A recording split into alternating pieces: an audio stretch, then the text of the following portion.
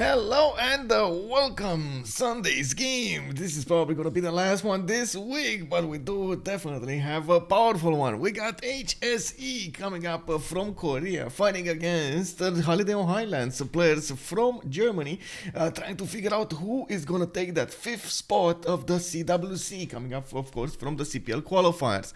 We do have them playing on the continents and islands. The first map yesterday was Seven Seas, if I'm not mistaken, and they did manage to win. Holiday on Highlands got a lead over their opponents over here with a 1-0.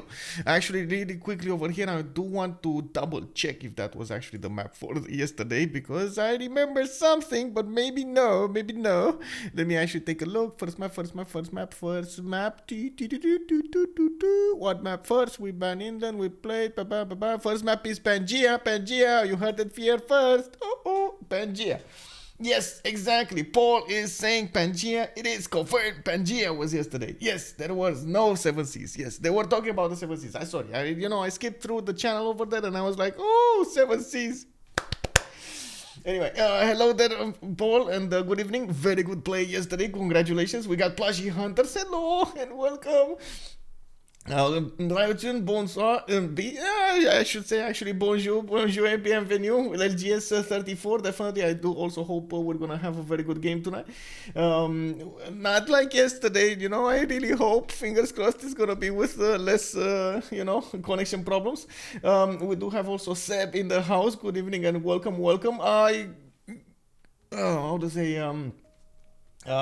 appreciate that you talked to yesterday with Norm. Much appreciated. I'm not sure how to approach the problem. Most of the time, I don't actually approach other people to stream with me. They approach me, so it's about I need to do a lot of coordination to actually get that going.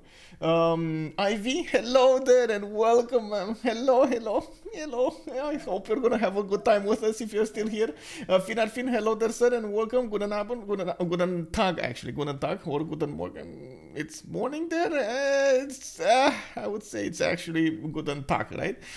Vuxo Gigi, good evening, sir, and good day to you, sir, and welcome. And of course, thank you so much for the first promotion over there. Oh my god, but I gotta say, Ivy113 was the one that nailed the hay there. She did it at the beginning. She said first over here on the stream. She did it first. Pizza Lord, good evening, sir, and good day to you, sir, and welcome. And indeed, happy winter time. It's coming. Winter is coming. Yeah. The morning is over indeed.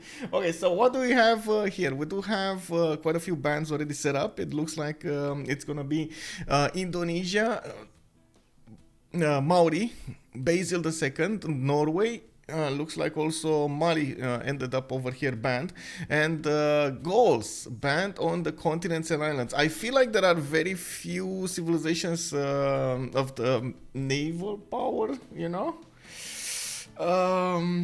definitely feel like naval powers are missing from the ban phase here, and immediately DavePlays is gonna go for Hojo Turkmen, which is again a bit a very strong one on the continents and islands. Would have definitely thought he's gonna go Spain, but no, he's gonna go Japan.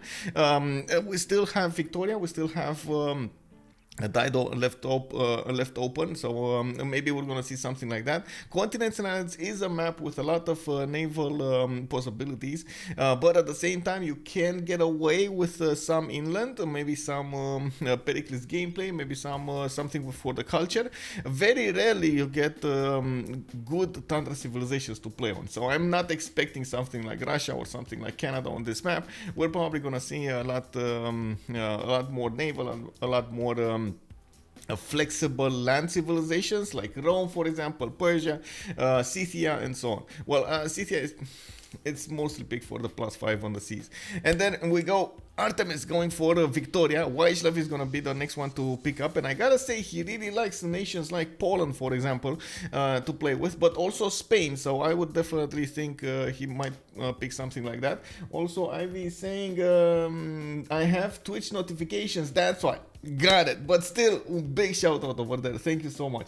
Russia is still good on this map, in my opinion. Yeah, I've seen actually a few Russia gameplays on this map, and they did end up okay-ish, but not extremely good. Like if Russia gets punished from the beginning, gets pressured from the beginning, it has problems to keep up with other naval faring civilizations like Victoria or Dido. Over here you can see immediately that HSE is gonna focus the navy, and also HOH is focusing the naval powers with Japan.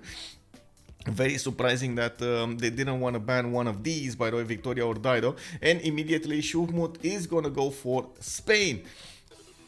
I would have thought actually they're gonna pick Spain over Dido, but anyway, it's fine. Dido, I gotta say, usually you wanna split these two up, Victoria and Dido. There was a long time in which these two were basically considered counters to each other, and seeing them in the same team over here, it's a bit frightening, you know, like shivers runs down my spine over here with, oh, we're gonna see free boats and we're gonna see powerful boats at the beginning. Okay, are you sure you want to do this? You know, like, are you sure, bro? Don't push the button. No, Didi, no. We got over here Kublai China coming up. What is this? Kublai Mongolia. This is the, I think it's Kublai Mongolia, right, with the red background. This is Kublai Mongolia taken down, or is it China? What is this? What is this? Does anybody know what's the background of this? Early Pantheon, so you can get God of the Sea for that, free for distance. Yeah, I guess so. I guess you can think of that, but Kublai China. Okay, so Mongolia is the green one, you say. Okay, I mean, makes sense. We got Scythia band over here in the 8th choice, and of course 2 more to go, 9th and 10th.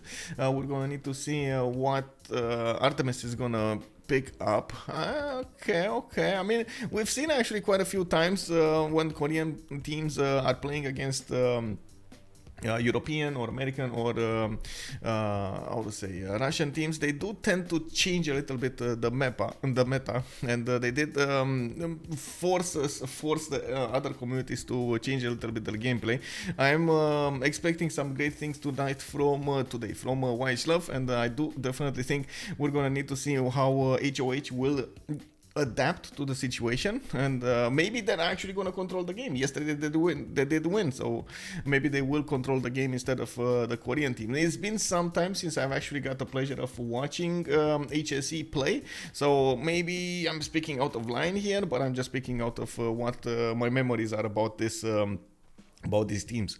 We got the Rome and players, and we got Rome coming up here on the 9th choice, and we got one more choice to go here in the 10th one. Rambling 420, hello there, sir, and happy sunny Sunday from England. Woo, it's sunny in England. Wait a second, man, that's amazing. You actually have sun in England? It's not raining? Oh, I don't know, man. Maybe I don't know if that's good or bad, because usually it's how to say, it's raining in England. HSE lost last night. Yes, they did. A bit windy, but nice sunny autumn day. Very nice. I see Portugal coming up here in the 10th choice, and it looks like Micro is gonna go immediately for Catherine de Medici, the Black Queen. She is gonna get that extra diplomatic visibility over his opponent, and over her opponent. And I gotta mention, you saw yesterday the Guard Imperial. Maybe we're gonna see something like this, but I gotta say, is having in the same team Redcoats and Guard Imperials. What can be better than this? We'll need to see how YHLuv and Mr. Toes are gonna get this back, because it seems like right now we got HSE on a warpath. Like they're like, we're coming, boys, we're coming. Oh, you may have the boats, you may have the fleets, but we got the units. we got those infantries. YHLuv is gonna go for Eleanor of Aquitaine. Looks like we are gonna see the Sea Dogs running wild, the Royal Navy dockyards also being built, and of course getting some writing, some great works of writing for that extra bonuses that she's gonna get. Definitely YHLuv over here is putting himself in quite a bit of a how to say position to fight on the seas with Eleanor of Aquitaine. I gotta mention this, and first of all, I need to put on the screen over here, give me a second, how many remaps. I need to start the prediction, how many remaps we're gonna have. 5 minutes, let's go. let's put those points in and see if we can correctly predict the outcome of this. Remember, they do have 2 remap tokens, 1 for each team, and they can use it at turn 8. Both of them at the same time can actually use it, and it means they're gonna use this 1 remap. We do have Mr. Toast picking up the last civilization for HOH for Holiday on Highlands, and he is gonna go for Shaka. Shaka. We need to see if Shaka is gonna be a good one on this map. Definitely a lot of war potential over here from him if he ends up in a close proximity to his opponent. Doesn't always happen, you know, doesn't always happen. We're gonna need to see if this is gonna be a good choice or not. We got our Atmosphere coming up as the last choice from HSE, and he is taking his time to choose the last civilization here with 16 seconds to go. We are expecting a quite interesting choice. Oh, Matthias Corvinus, the Chaos Manager. Oh my god, okay. Chaos Maker over here. Matthias Corvinus, of course, does have the ability to sue city states and levy them quite cheaply. We're gonna need to see if that's actually gonna help him out take out his opponents or even pressure them to oblivion. We do need to see what his spawn is gonna be like and what we're gonna have here.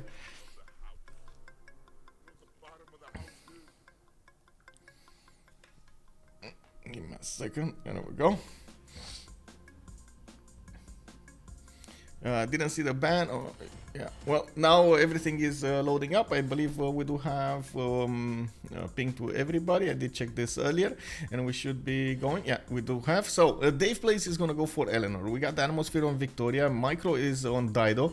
Mr. Toes is gonna be on Philip II. YHLuv on Matthias Corvinus. WhiteRqbbit on Hojo Tokimun. Schuhmut on Shaka. Artemiss on Catherine de Medici, the Black Queen. We do need to see how their spawns look like, and of course just click ready, Crispy. Let's go, Crispy. You can do it. Do it. Come on. Do it. Second ban, unfortunately, for Coupe. Yeah, indeed. Come on, let's go. Okay, there we go.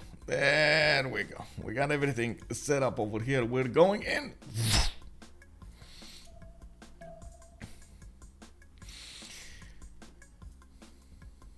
So the proximity between the teams will be quite important now. We're going to need to see if they do have some early opportunity to go against their opponents from an early stage of the game, the galley stage of the game, maybe some quadrims. We do also need to see if they could get those coastal trade routes going between them. That will be quite important if they do manage to do that, because it will help them generate a lot of gold, and that is quite important. A lot of the times, and we've seen it even with the coastal civilizations, the players do prefer to go internals, at least for the first cycle of the trade routes, which does hurt their economy quite a bit. We got 2 big continents, one on the left, one on the right. It does look like, you know, they're like lungs. Oh man, the map has lungs, boys. We got DavePlays on the west side. Looks like he's gonna get that 2-2 base. I do see him benefiting from a turtle over here. Okay, quite a bit of 2-2 tiles to go for, and I do like his second settle. I don't think he's gonna be incentivized to move though. He does have an iron tile on the other side, but he doesn't know about what's going on here. Well, it's fine. He can actually settle the Coco next. It's fine. Unfortunately, Ngazagamo did spawn 1 tile away from the coast. He can't really take it with galleys. That's a big boo-boo, but he can take Mexico City as a free city to the south, making him available to actually get another city there.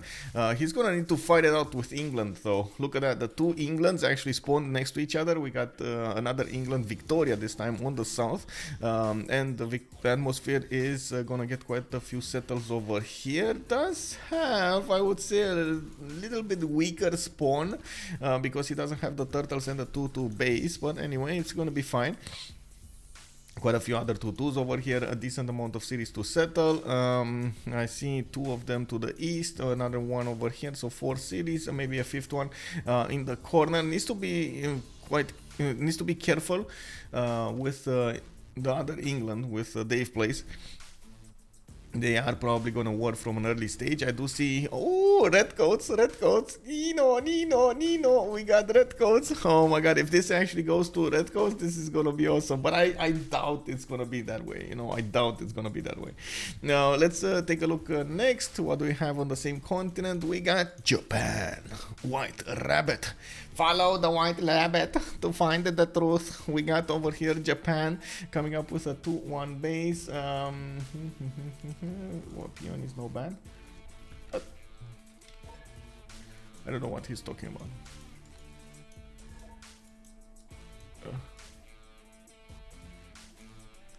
Oh.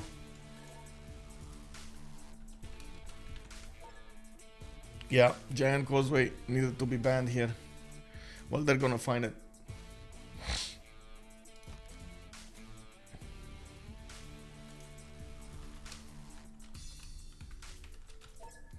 If they don't find it, they're going to need to play with it. So it's up to them to ban these wonders. England versus England, as this remap is messing up. Yeah.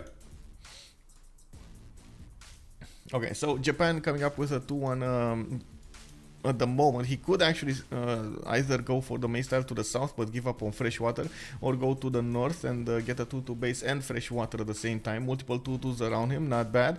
From what I can see, he's also gonna get a much larger space to develop his cities. Another at least one city to the south, at least 2-3 cities to the north.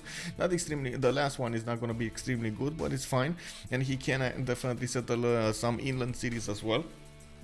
We're gonna need to check out his sim here. A very good mountains for him to actually have a natural defense against his opponent, and we need to see what's gonna happen. We do have on the other continent Zulu, Schuhmut coming up with tobacco tile right from the start here. He's gonna have a 2-1 faith per turn, and I do see him benefiting from a +5 campus, +4 as well to the northwest. Some bananas, very nice, and a lot of sheep tiles. I'd also notice he's gonna have quite a bit of land incentive here, and I gotta say, even if Giant Causeway is over here, it doesn't look like it's gonna help them out that much, except in the mid to late game when they're probably gonna try to take out Phoenicia, but they would have taken out Phoenicia anyway. I think Knights will probably take out Phoenicia over here. Knight Horse and Crossbow Horse, Catapult Horse from Zulu will probably take out Phoenicia in any case. Oh, and we got Matthias Corvinus to the south. What is this? What is this trio of boom over here? We got Phoenicia, we got Artemiss, and who's Matthias Corvinus? Oh my god, YHLuv? YHLuv with 3 cities? Oh my god, like really, bro? You're actually gonna get to settle only 3 cities and that's it? Okay, well, he did settle on a 2-2 base. He does have 4 tiles that he could use with the Pearl of the Danube bonus, and from what I can see, he does have a good-ish second settles. Actually 4 cities. My bad. He gonna have 4 cities. One over here, one over here, one over here. So 4 cities. And then we got Mount Roraima on Artemiss. Okay, interesting choice over here. Let's see Spain a little bit. Spain does not have a continent split. That's actually quite bad. No continent split for Spain. It's been a while since we've seen this happen. We do have him starting up with a builder, and it looks like he's eyeballing that turtle. Give me back my turtle. We got him going to the northwest, and of course exploring his land. We do have him with a few 2-2s in the other cities, and I do see him benefiting from horses and iron in the capital. I gotta say, I actually like this one. Second city over here. Coming up on the stone tile. I don't know what Crispy is, why Crispy is telling me what I already know. Yes, I know.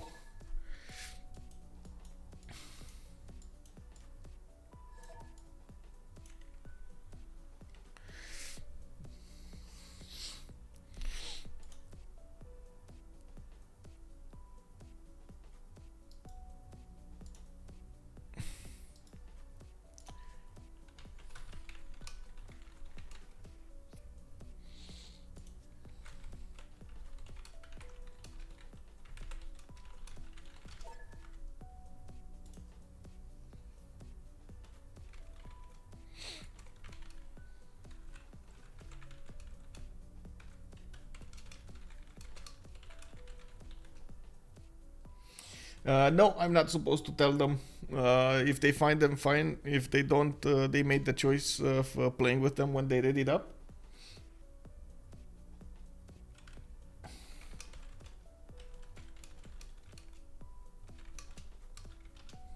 Yes. 405 yep, indeed.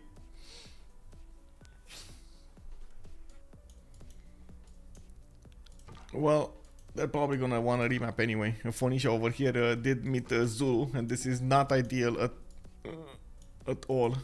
We do have turn 6, we do have 2 more turns to go for, and I think that's the only band wonder right now. We got Uluru, Dead Sea over here, and Torres del Pain. Okay, and of course that one. Oh, and Mauronima. So yeah, that's the only one. And honestly, right now, Giant Causeway is not that bad anyway. It's like only +3. It's not that bad. You see?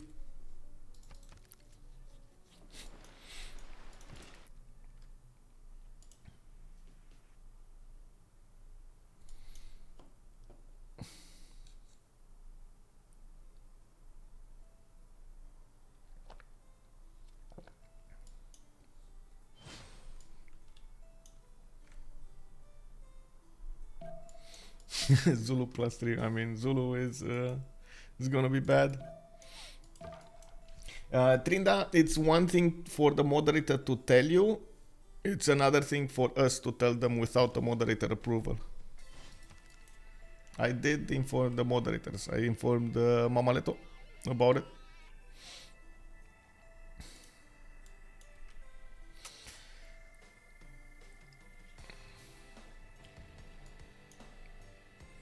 Okay, so we're a few moments away from getting the how to say, getting over here the remap.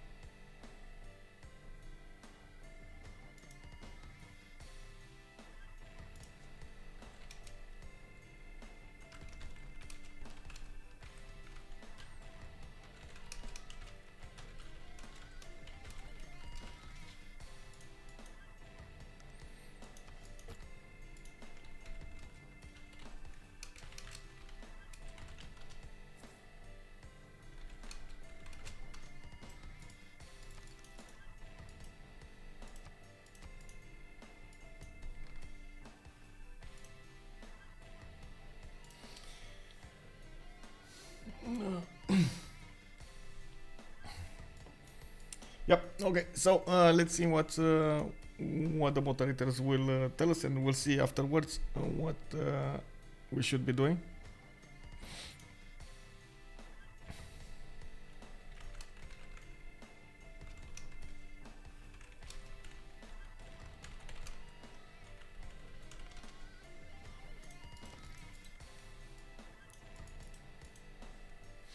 I'm at Viv. Hello there, sir, and welcome, Night Demon 549. Good evening. Good evening. Good day to.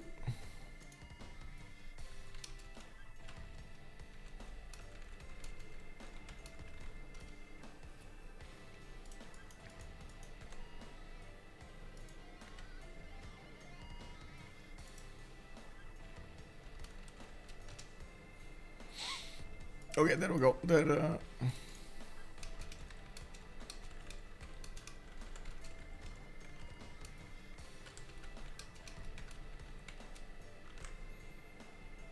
The moderator is gonna tell them. Oh, and we do have Schuhmut finding out about Giant Causeway over here. I'm pretty sure he gonna be happy about this. Yeah, good morning, Ox Daniel. Good morning.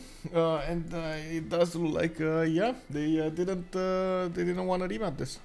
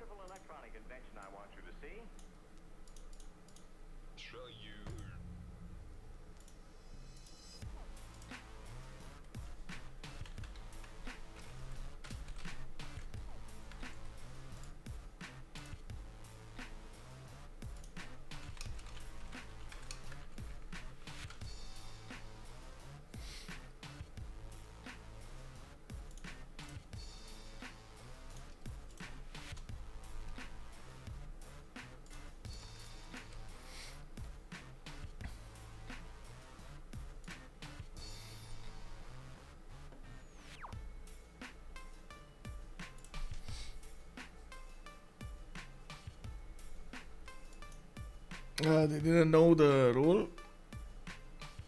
I don't know if they know the rule or not, but they can, how to say?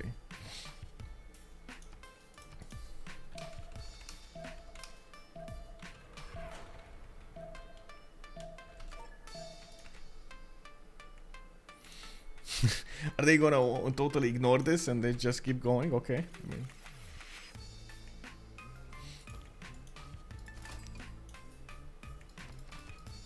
I mean, it is what it is.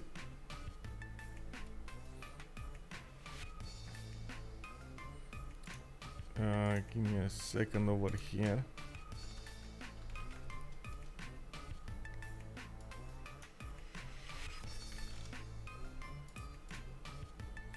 Where is the rules? There we go.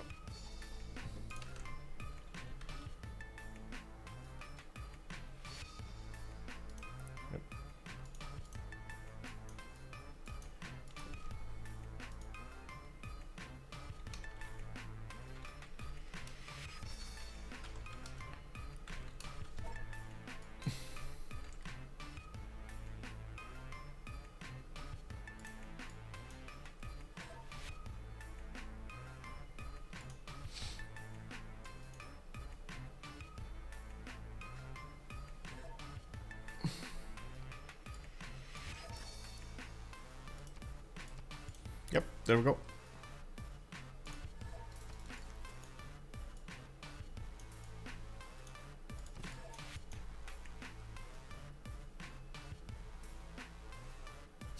YHLuv. Oh man, that's funny. YHLuv saying it's too laggy.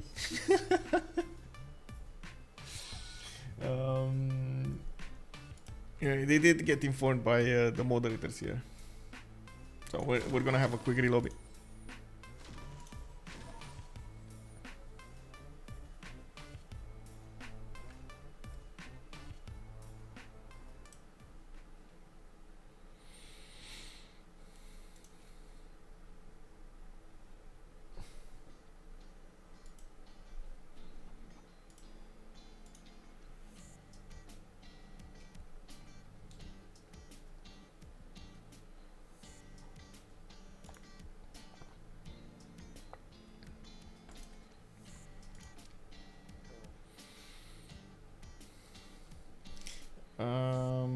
I kind of said I actually wanted to see that 2 versus 2 happen, and I honestly wanted to see the 2 Englands going against each other. Definitely want to see the 2 Englands going head to head against each other. I don't think it was a good matchup between Dido and Zulu, though. I think Zulu would have definitely been a bit preferred over there. Yeah. Well, some would say fun, some would say stressful.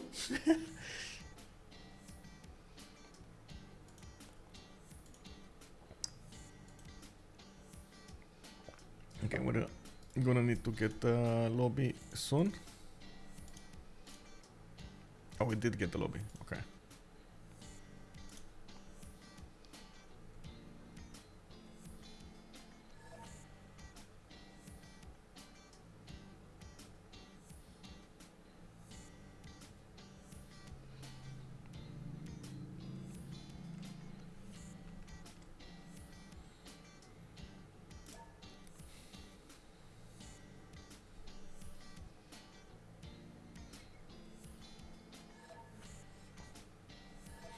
There's still, I believe, one wonder band, custom 31. It should be a custom 29 or 30 if he manually did it.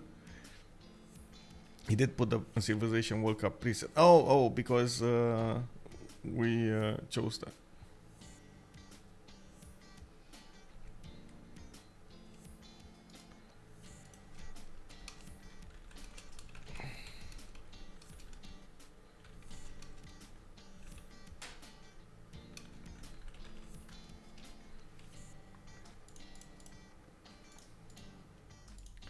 One sec. Need to find really quickly something to copy paste the wonders.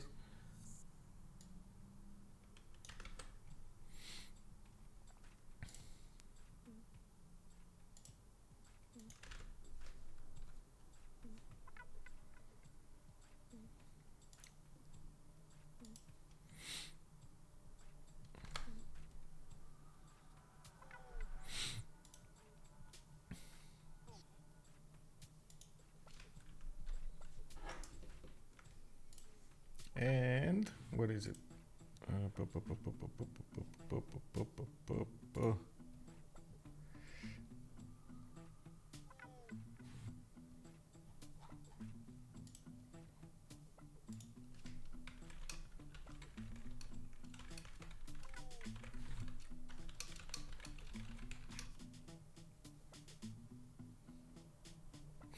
Oh, I know what happened. So the CWC preset has been changed for the upcoming season. We're still yet to do the full announcement about all of the changes for the maps, the 7 maps that will be challenged. By the way, yeah, 7 maps. And then we do have 2 wonders that are going to be left in. That was the decision. That was the voting done by the team captains and ambassadors.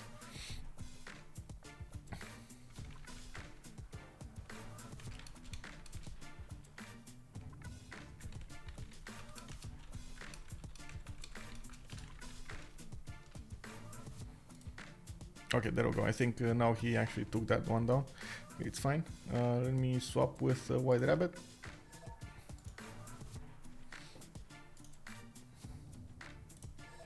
Yep, map. He needs to set the map. Indeed.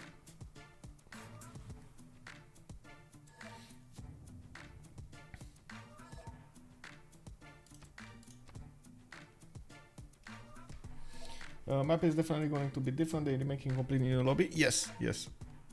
We're re-lobbying. Wait, how did he... Oh, I see. Okay.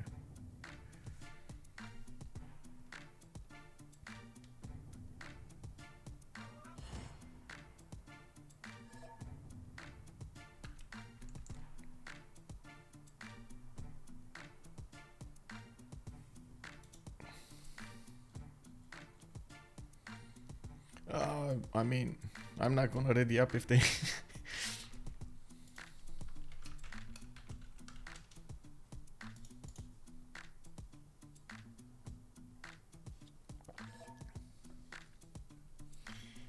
I think Japan would have either helped England kill England or go boats and helped Zulu with Dido. Yeah.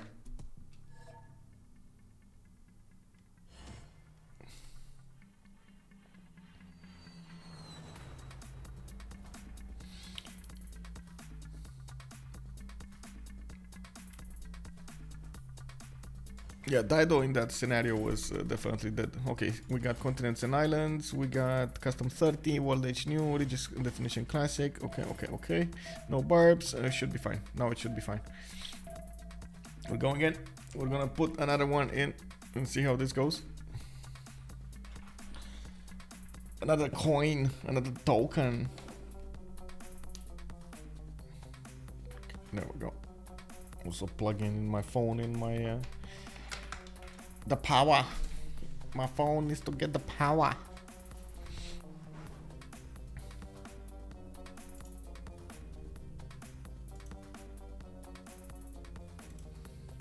Yes, they both still have a remap token.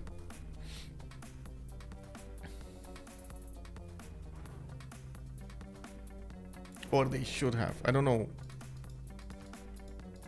Actually, this is one of those cases in which I don't know what's gonna happen. We'll see. They should have. They should have. What happened to the last pawn? We found band wander on it, and we had a technical remap. Now we're gonna need to see if it's gonna be up to the moderators if actually they have a remap. It just if they have a remap token, it just felt natural to say that. We'll see. We got Tingy actually next to Phoenicia, and he's gonna get the option to go for the olive settle to the northwest. Not bad, but he is, I think actually he should go for the stone tile over here to the west side, having a 2-2 base. Unfortunately, that's the only problem with this one, is he doesn't have 2-2 next to him. He's gonna need to buy them out. Ugh, this is a weird one. This is a really weird one. I guess olive to go. Would have loved to see a connection, but it's fine. He doesn't have that big of a peninsula he can go around. Anyway, we do have him with a cattle settle on the west side, a good one next to Tsingi de Bemaraha, giving him a little bit of extra yields over there. Looking at the south, Valletta off the coast, he's not gonna go easy on him. And I do see Victoria is also gonna be to the southwest. They will get to trade this time. Phoenicia with Victoria. This is actually going to be quite good for both of them. They're going to generate a lot of gold coming up here. Looking at the northeast, we again have Zulu next to Phoenicia. Man, whatever he does, he cannot get away from Zulu. Look at Ulundi showing up here. This time he doesn't have faith tile to work with, and I do see scout in 3 coming up in 3. I do see he's gonna benefit from a few sheeps over here, and his land is decent.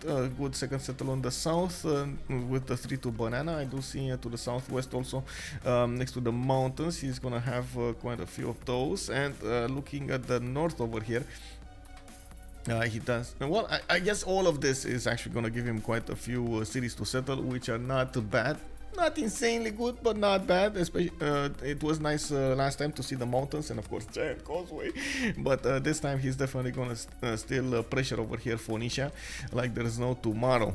Phoenicia did settle on that olive tile, and from what I can see, he is starting up a scout here. Gonna end up scouting the west side while he's gonna put the scout on the east.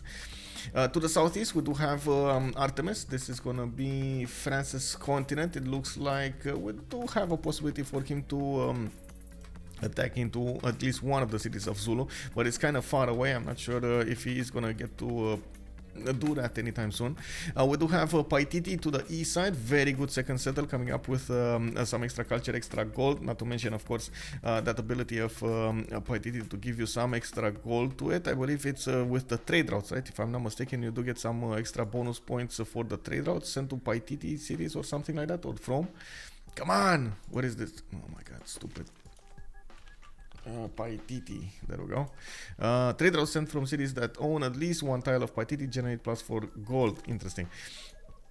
And we do have a scout coming up in 3, a 2-2 base for Paris, and from what I can see, he does have the second settles over here with some extra food. Very nice rice tile and cattle tile to the north and northeast. Actually, he can settle 3 cities with extra food. That is nice. Look at that. Cattle here, rice here.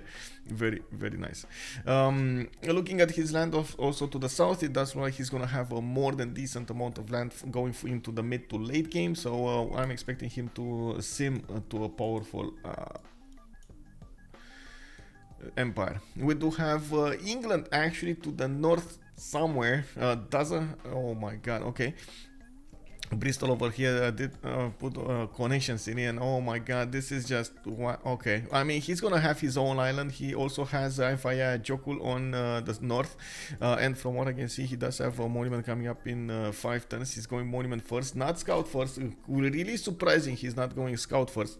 Most of the time, you do want, even in these kinds of situations, to get that scout out. This is not Archipelago. On Archipelago, I understand you don't have that much land to work with, but this is just okay.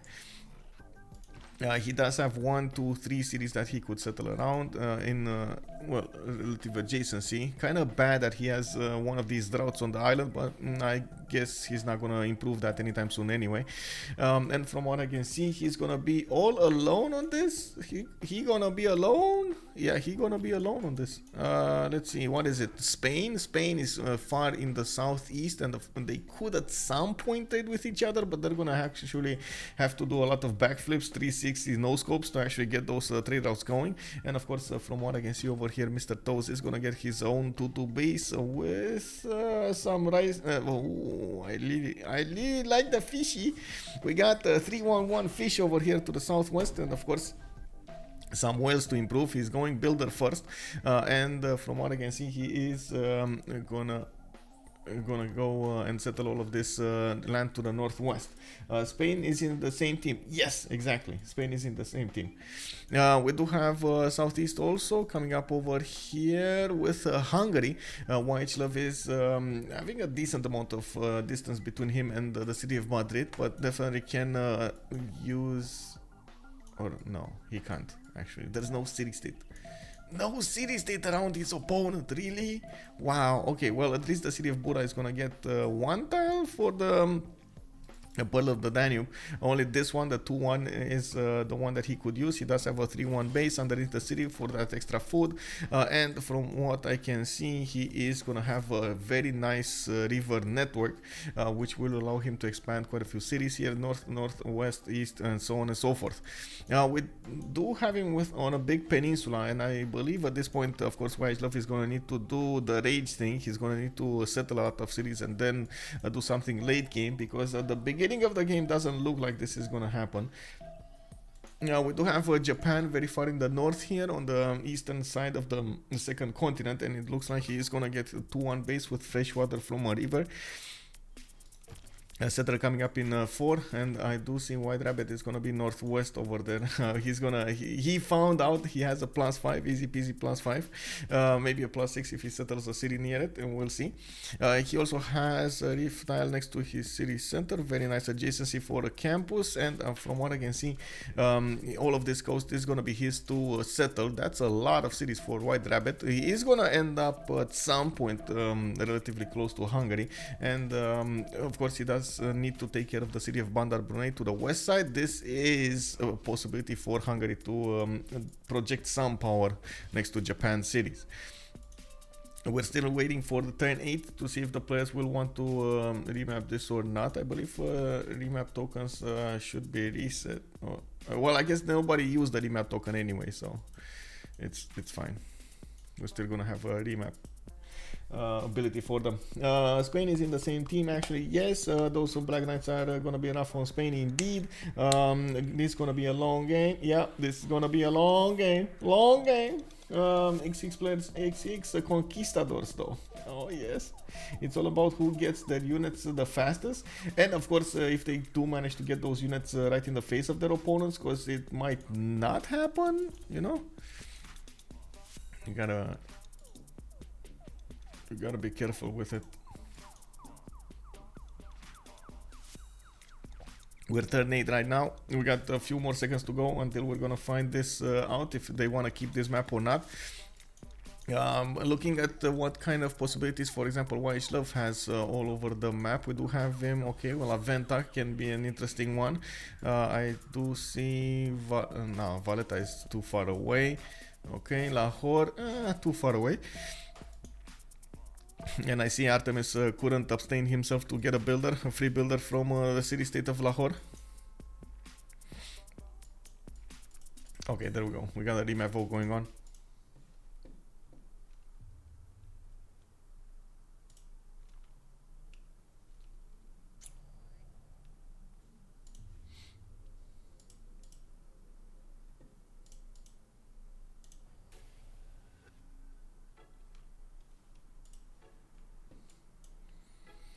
Yeah, it's only one CS, and there aren't that many CSs that could be used to attack his opponents. I guess he's gonna have to do this without that levy ability, that powerful levy ability that Hungary has, which is gonna be a bit of a challenge. You don't usually pick Hungary for its great simming bonuses, you know, you wanna pick it for that chaos ability of his. to create chaos. That ability of his to create chaos. Okay, so we got a remap chosen over here. Looks like HOH is gonna choose to use the remap tokens. Now we're gonna have to wait and see what's gonna be the next remap, how it's gonna be the next map actually.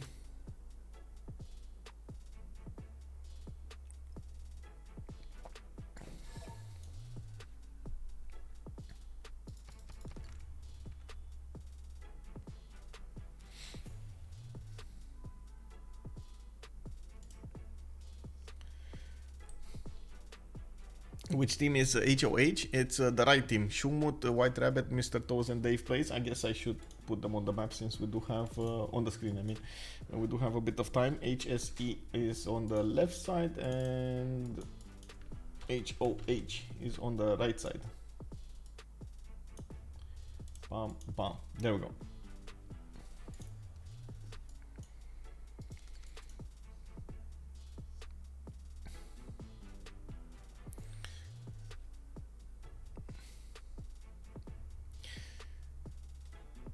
That is indeed interesting. I think it might have been for Eleanor, England. They probably thought it's a bit too.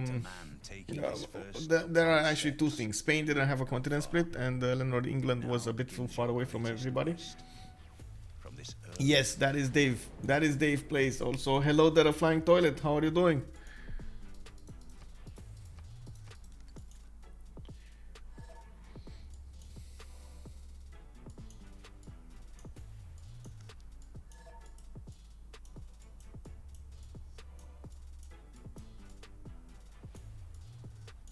I'm looking for the wonders.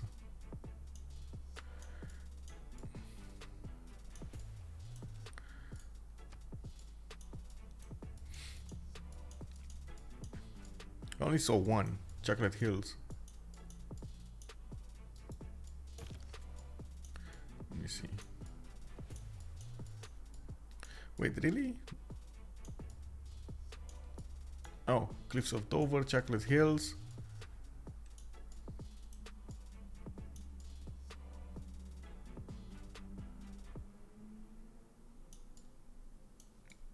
That's it? Hello? Oh, Fountain of Youth. Okay. Third one. Fourth and fifth. Where? Oh, Delicate Arch. Okay, it's fine.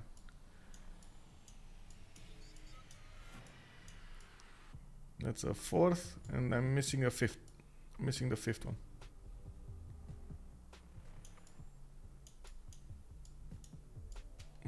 Did you guys see anyone? And yes, those except Chocolate Hills. Chocolate Hills is amazing, but the other ones are yeah. I don't see any on. Oh, the Great Barrier Reef. There we go. Fifth one.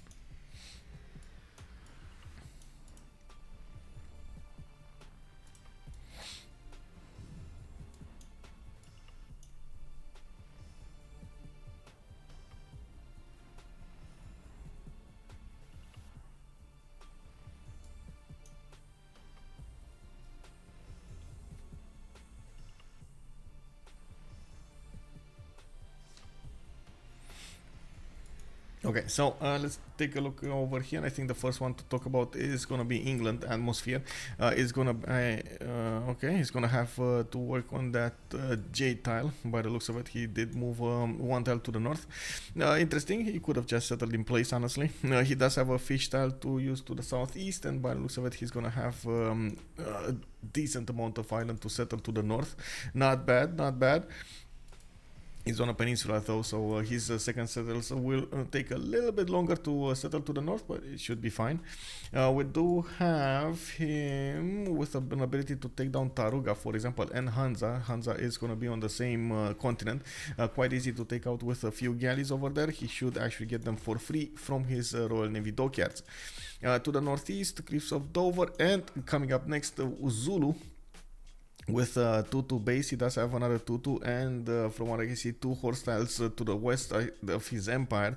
Multiple bananas, okay, banana tiles to the southeast, banana tiles to the south. Very nice, very nice. Actually, this time he has a few more mountains than the last time, and he is gonna be trading punches with Hungary. Oh yes, we got work going on. Yes, yes, yes. Zulu over here, and next to YHLuv, man, oh man, YHLuv over here is gonna have a run for his money. He's gonna go for his 2-2 base, and we do have him with multiple 2-2s. I do see Hungary is gonna get a decent amount of land to settle. Unfortunately, no mountains, no geothermal fissures. He's gonna have quite a problem when it comes to those campuses. He's gonna need to keep on settling to the south over here, when he's gonna end up finding some mountains to get that nice and juicy extra adjacency. Of course, the second thing would be to actually get how to say, extra adjacency from your other districts, government plots, and so on and so forth. Moving forward, we do have WhiteRqbbit. Follow the WhiteRqbbit. We do have Kyoto over here with 3 turns for a scout. He is gonna get the second settle probably on the Coco tile. Oh, nom nom nom nom nom nom. Wait, is he gonna get it on the Coco? Because I see there's no 2-2 around, and that is such a sad spawn. That is, oh my god, that is such a sad spawn. I'm thinking, okay, I need to reposition myself. GPS relocating. We got to the east side over here, the coffee tile. That would be the best second settle. And of course, he needs to figure out how many cities he can actually settle over here, because he can't do that many. So he's going to need to figure out if he goes for the 2-1 to the north, so he opens up another one to the south, or go for the Coco tile. And well, that's going to be it. That's going to be it, boys. We would only have these 2 tiles, the horse tile and the 2-2 over here, available for him to settle a third city if he wants to, over there on the east side. He does have to the south fountain of youth and quite a few strategic resources. Not bad, not bad. And of course, his island is gonna allow him to develop quite a few cities. We do need to see how Japan is gonna try to project power in this scenario, and of course, how fast is he gonna get those cities and boats. To the northeast, we do have Japan that is gonna start trading with Philip II. To the northeast of Japan, we got Philip II. Mr. Toes over here is gonna have Chocolate Hills to discover to the east side. He does have multiple reef tiles over here, and by the looks of it, we do have him relatively close to England. England is also going to be on the same team, so they get to trade a triple trade over here. No problems, no problems. They can project power quite nicely, even though they do have on the same continent Artemiss. So that's going to be Catherine de Medici, the Black Queen. Well, we're going to need to see if Catherine de Medici, the Black Queen, will be able to take them all out. What? Who has a technical?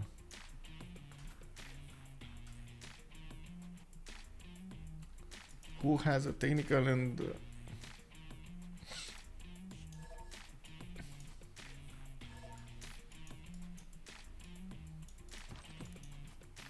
oh, YHLuv is calling technical because he met Zulu. It's probably for England. And yes, it's what he's saying over there. Yeah, Vicky.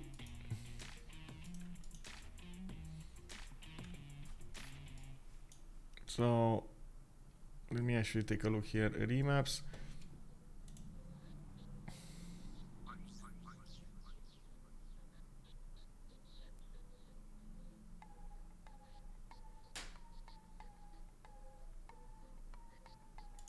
So this is the rule. CWC technical remap rule is in effect. Must not be able to settle capital and an additional 2 cities. So you have 3 cities in total before requiring shipbuilding. Cities do not have to be on freshwater. All teams will have 1 remap token per remap, and so on and so on and so forth.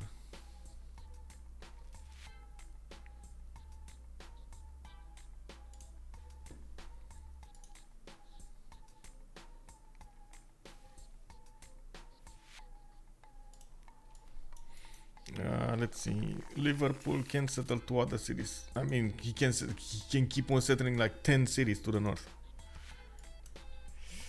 Yeah.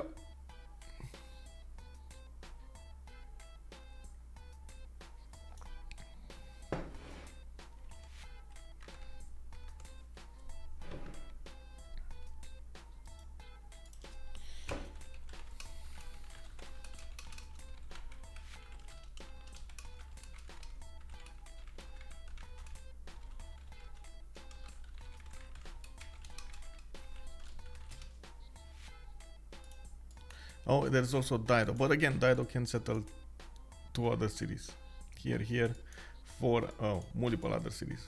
Okay.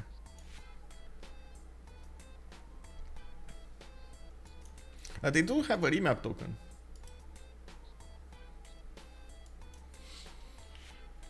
Yeah. They do have a remap token, so, and I'm pretty sure they can use it. Only HOH, right? HOH use the remap token?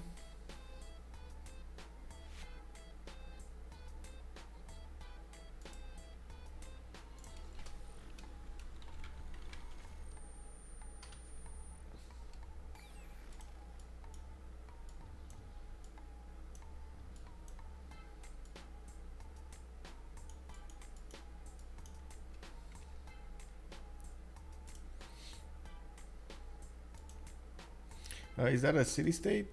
What? This one? Cinguetti? Oh, on the right. On the right. Yes, Taruga. Yes. Yeah, that's Taruga.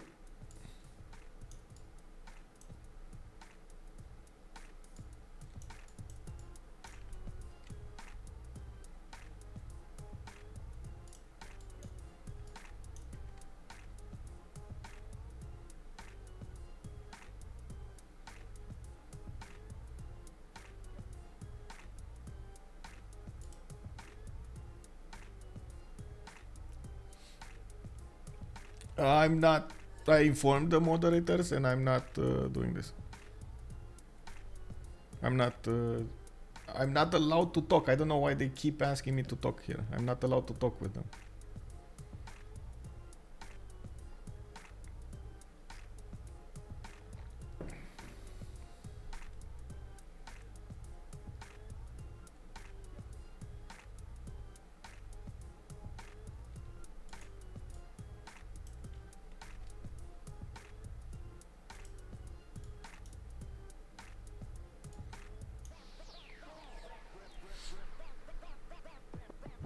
Yeah.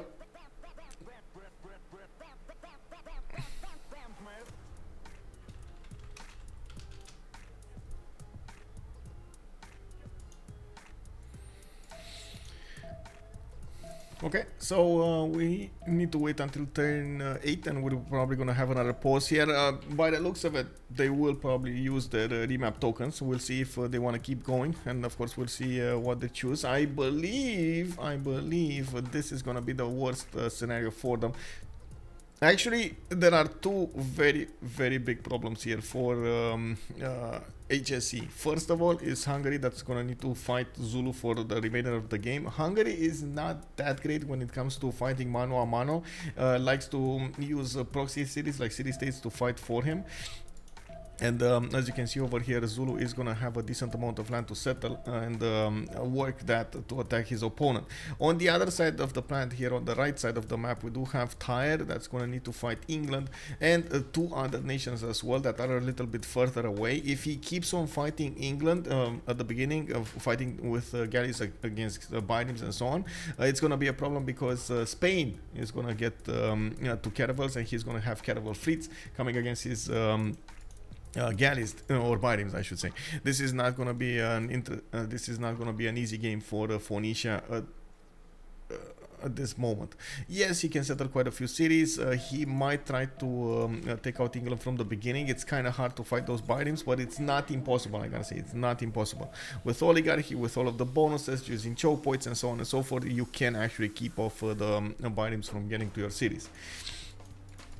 This continent, by the way, of Artemiss is quite big. He can help take out London, but you've seen even yesterday with a very, very good signs, you still have to wait a decent amount of time until you're actually going to get to Guard Imperials to make a difference. And it might be a bit too late in the game for them to be revealed, be upgraded, and then even go against their opponents to take him out. So, yeah. I'm thinking remap here. I'm thinking remap for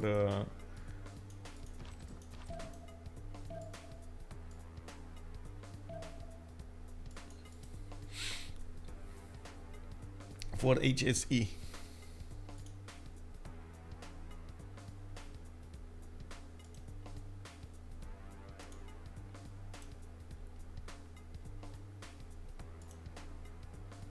Okay, let's see. They're thinking, they're debating about this.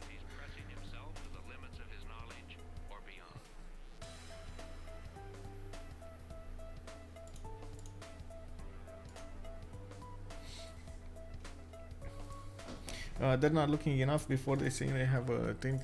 Yeah. Also, let's see. So they know about Hungary having a lot of land. They know about England. They don't know any of their opponents. And yeah, there we go. They voted for a remap. Yeah, this is the correct way.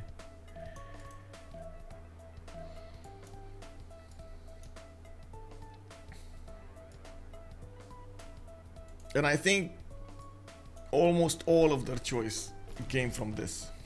Almost all. Like Zulu over here was a problem. They even they saw some loyalty to the north of Dido. You can see -14, -16 over here. This is coming up from another nation, so they know England is somewhere over here, or a nation is somewhere over there. I don't know if they actually know it's England. I don't think they actually know it's England.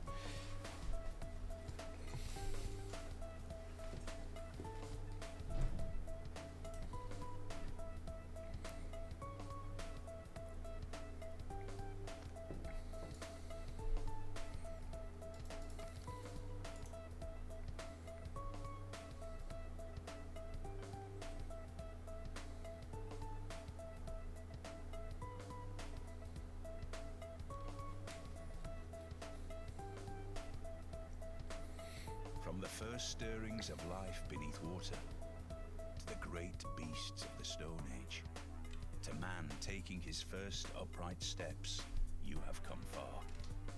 Now begins your greatest quest. From this earth. Okay, so whatever map this is gonna be it. Let's first check if any weird wonders came onto the map, but I don't think so. One of those. Let me see what's that. That's Gobustan. Okay. We got Paititi. That's the second one. Torres del Paine, third one. We need two more.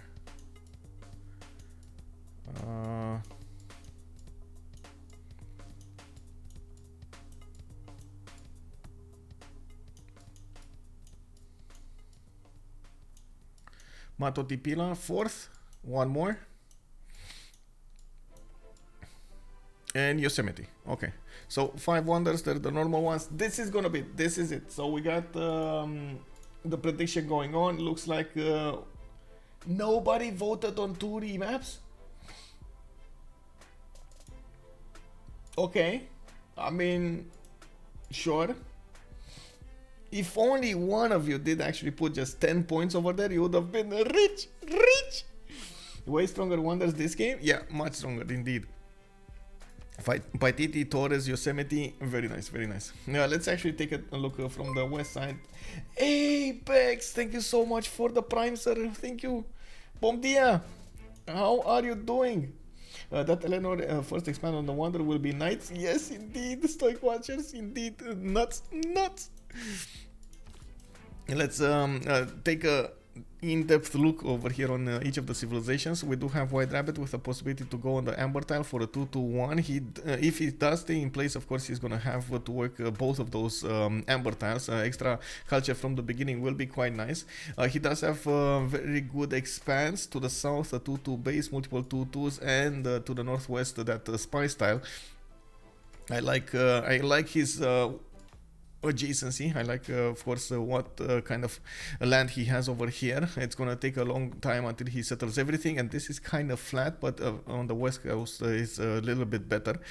We do have him with wait, what? No, don't move. Oh, bro.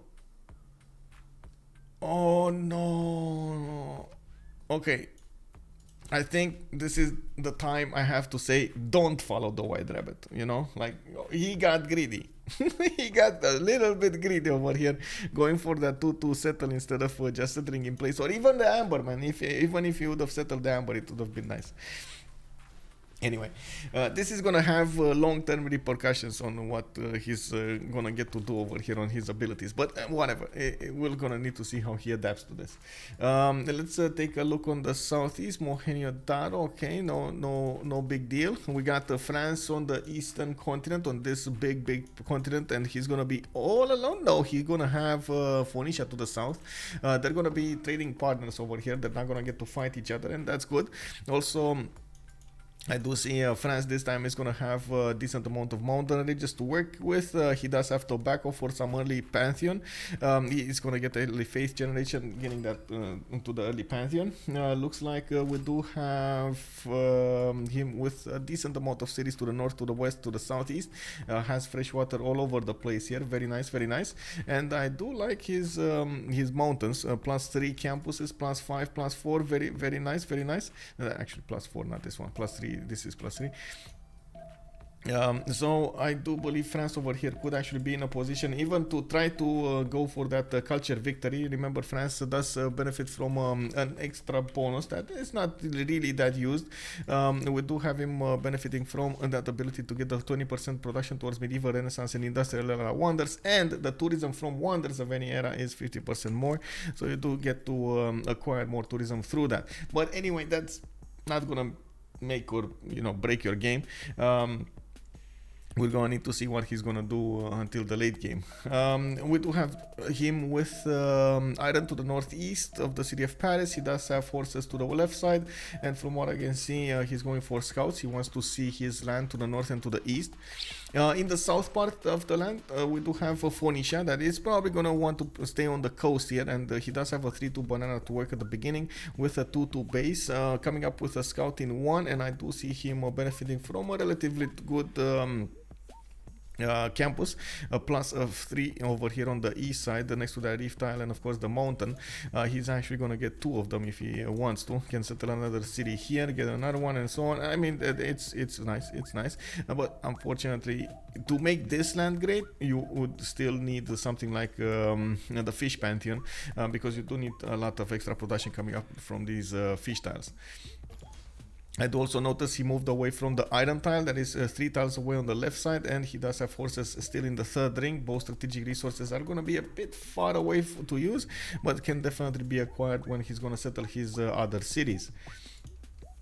We got Victoria to the east side, and he can definitely ask France over here to put a city on the eastern coast so they can trade coastally. This is going to be a good economic zone over here for them. England is going to have a 2-2 base with 1 tile river. I do see him also benefiting from a very big coast on the west side, and good coast, not only big, but it's also good. Mountains, we got a lot of hills, we got resources, and at the same time a lot of chops. This is going to be quite nice for him to develop his city on. He also has in the capital 3 tiles away iron on the east side, and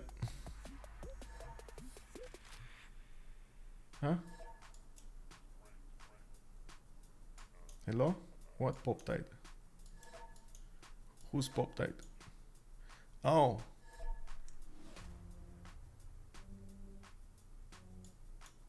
Buddha.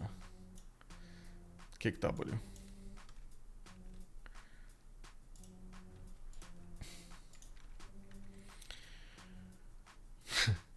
Okay. Well, I gotta say, at least this time they're in a much better position than the last time.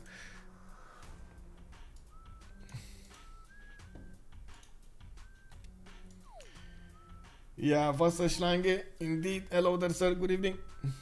Is next to 3. Oh, right. We didn't get here, but yeah, he's next to 3. He's he gonna be triple teamed here.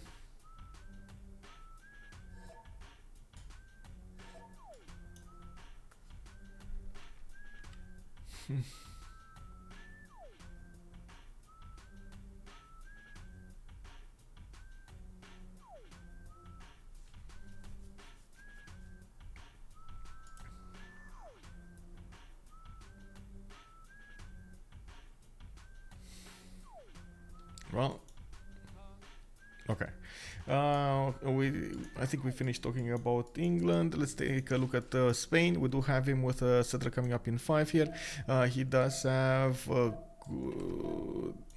good continent split this time. Mr. Toes is gonna get to settle the west side and of course get on the white continent. That is gonna put him quite close to England, and I'm pretty sure he's gonna try to conquistador England at some point. Well, he should at least try. We do have him with a builder in the city of Madrid, and from what I can see, Mr. Toes is gonna get a scout out here.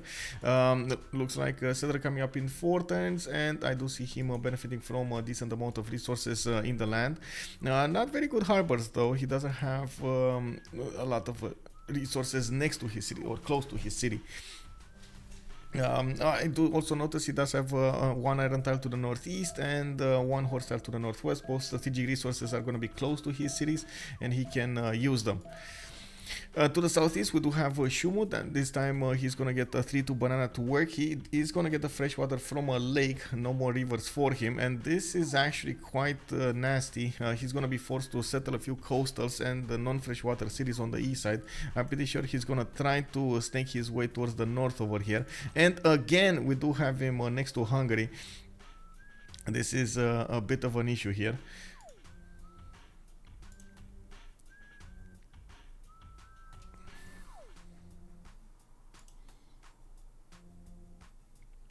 Schuhmut does have iron tile 3 tiles away from his capital on the east side, has one single horse tile to the southwest, and this time he did settle on 2-1.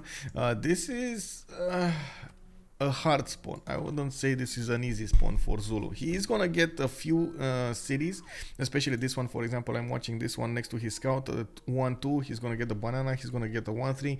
That's a decent production, but then he needs to keep on going towards the north. The land, you see how the map actually forces him into a war against YHLuv. This is this is war from the beginning stage of the game. He's gonna need to impy over here Hungary, and that's gonna be very hard for Hungary to withstand. We got the city of Bura coming up with a settler. The volcano did improve a few of his tiles, especially the ones on the east side, but I guess it went from a 2-2 to a 2-2, so not that big of an improvement. And from what I can see, YHLuv is benefiting from a few scouts over here. He did go for the south. I'm actually curious if he's gonna try to forward settle or back settle here. Going for the back settle does give him some advantages at the beginning, of course, having a much safer way to play, but going for the forward settle over here to the southeast is going to give him the positioning on Zulu. And yeah, he is going, oh my god, he's going to the south, and you see Schuhmut is coming in from the south over here with a scout between the scouts of Hungary. He might not be seen. Okay, never mind, it's YHLuv that is coming. It's coming, he's coming. We do have a war declaration being sent over here. YHLuv is going to try to shift enter his unit over there on the T-tile, so he blocks the path of Zulu while his settler is going to start to move here to the south. Now, interesting position for the settler. He's actually not going to go for the eastern side. He's going to go for the T-tile, and he's going to need to spend some gold to get that worked. Of course, extra science is going to be nice. Extra amenity also going to be nice, but going for spending gold at the beginning of the game is going to be quite expensive. We do have to the south over here England with Yosemite, and surprisingly he's not going for the second settle on Yosemite. He's gonna go somewhere to the west side over here next to those turtle tiles and the T tiles. I could have definitely had one on the maize tile here. Actually, I think he could have gone this side, the 2-1, and then this side, and then oh, actually wait, that's 4 tiles away. Never mind, I don't know. Yeah, I can't count at this hour. 1, 2, 3 instead of 4. Oh, easy scout coming up from a hut. Very nice, very nice. He did meet Yosemite, right? He did meet... Yeah, he knows. Okay. We do have a settler coming up in 5, and from what I can see, a 4-1 fish tile to the southeast. 2-2s all over the place, and from what I can see, he does benefit from a horse tile to the northwest and an iron tile to the northwest. Both of them are second ring, cheap to improve, cheap to acquire. Why would he not go on Yosemite? I don't know. I honestly don't know. Yes, it definitely feels like this May style would have been the best choice of a city over here. I have no idea. He can actually place a Royal Navy dockyard. He can get his theater squares and so on. I don't know. Like your guess is as good as mine, bro. Also, Zimons 202. Hello there, sir, and welcome. We got. Do we see? Oh, Mamaleto, he moved away from reef fish too. Yeah, I don't know, man. I don't know. Yeah, oh well, it is what it is. We got 10-13. I think we do need to take a look what their early options.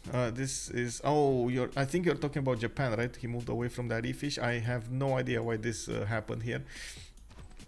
WhiteRqbbit, I'm telling you, don't follow the WhiteRqbbit here. Don't follow the WhiteRqbbit.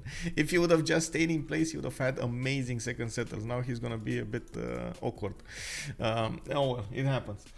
His bows would be trapped. Psyvane talking about, you're talking about this one? I mean, that's not a big deal, honestly.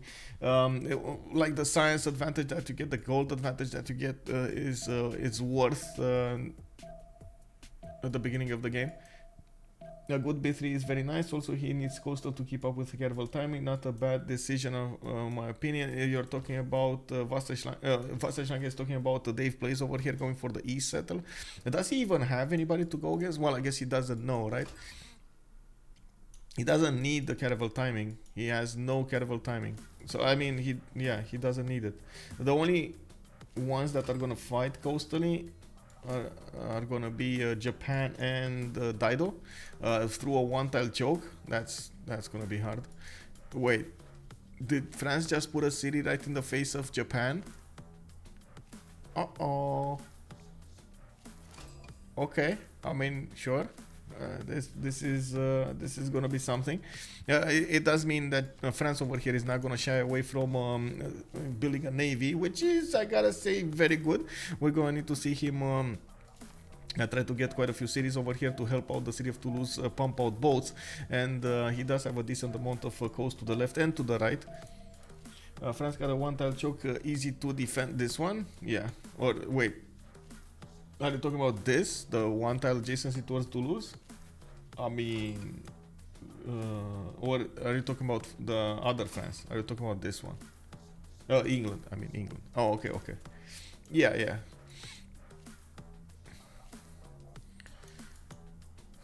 It's still gonna be Japan with three +5 galleys over here. It's gonna be an issue. Anyway, we'll see how this evolves. Let's take a quick peek at the city-states while we're gonna see what's happening over here. Zulus is still trying to poke a little bit at Hungary. We got Antananarivo with Mohenjo-Daro, Kumasi, and Caguana coming up for the culture bonuses. Singapore, Brussels, and Buenos Aires will be the ones for industry. Granada and Preslav will be providing military bonuses. And then we do have Yerevan coming up for religion. I believe we do also have Preslav only for military, and no science city-states. Oh wait, there's another one. Granada and Preslav are coming up for the military, and no science city-states. Okay, interesting. I mean, Granada, Alcazars, bro. We gotta get those Alcazars. Who's gonna have easy city-states to take over? I guess Mohenjo-Daro is now going to be taken over. Singapore could be taken over by Japan, or Granada, one of those. I guess Granada is a bit better because it has more tiles to use, and a +4 campus. Very nice to the south. Might as well take it over.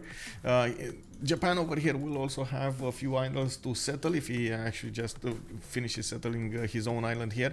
And from what I can see, he is starting to realize his mistake over here. But anyway, the damage has been done. He did move. He chose his path here, and we're going to see him develop his empire around this.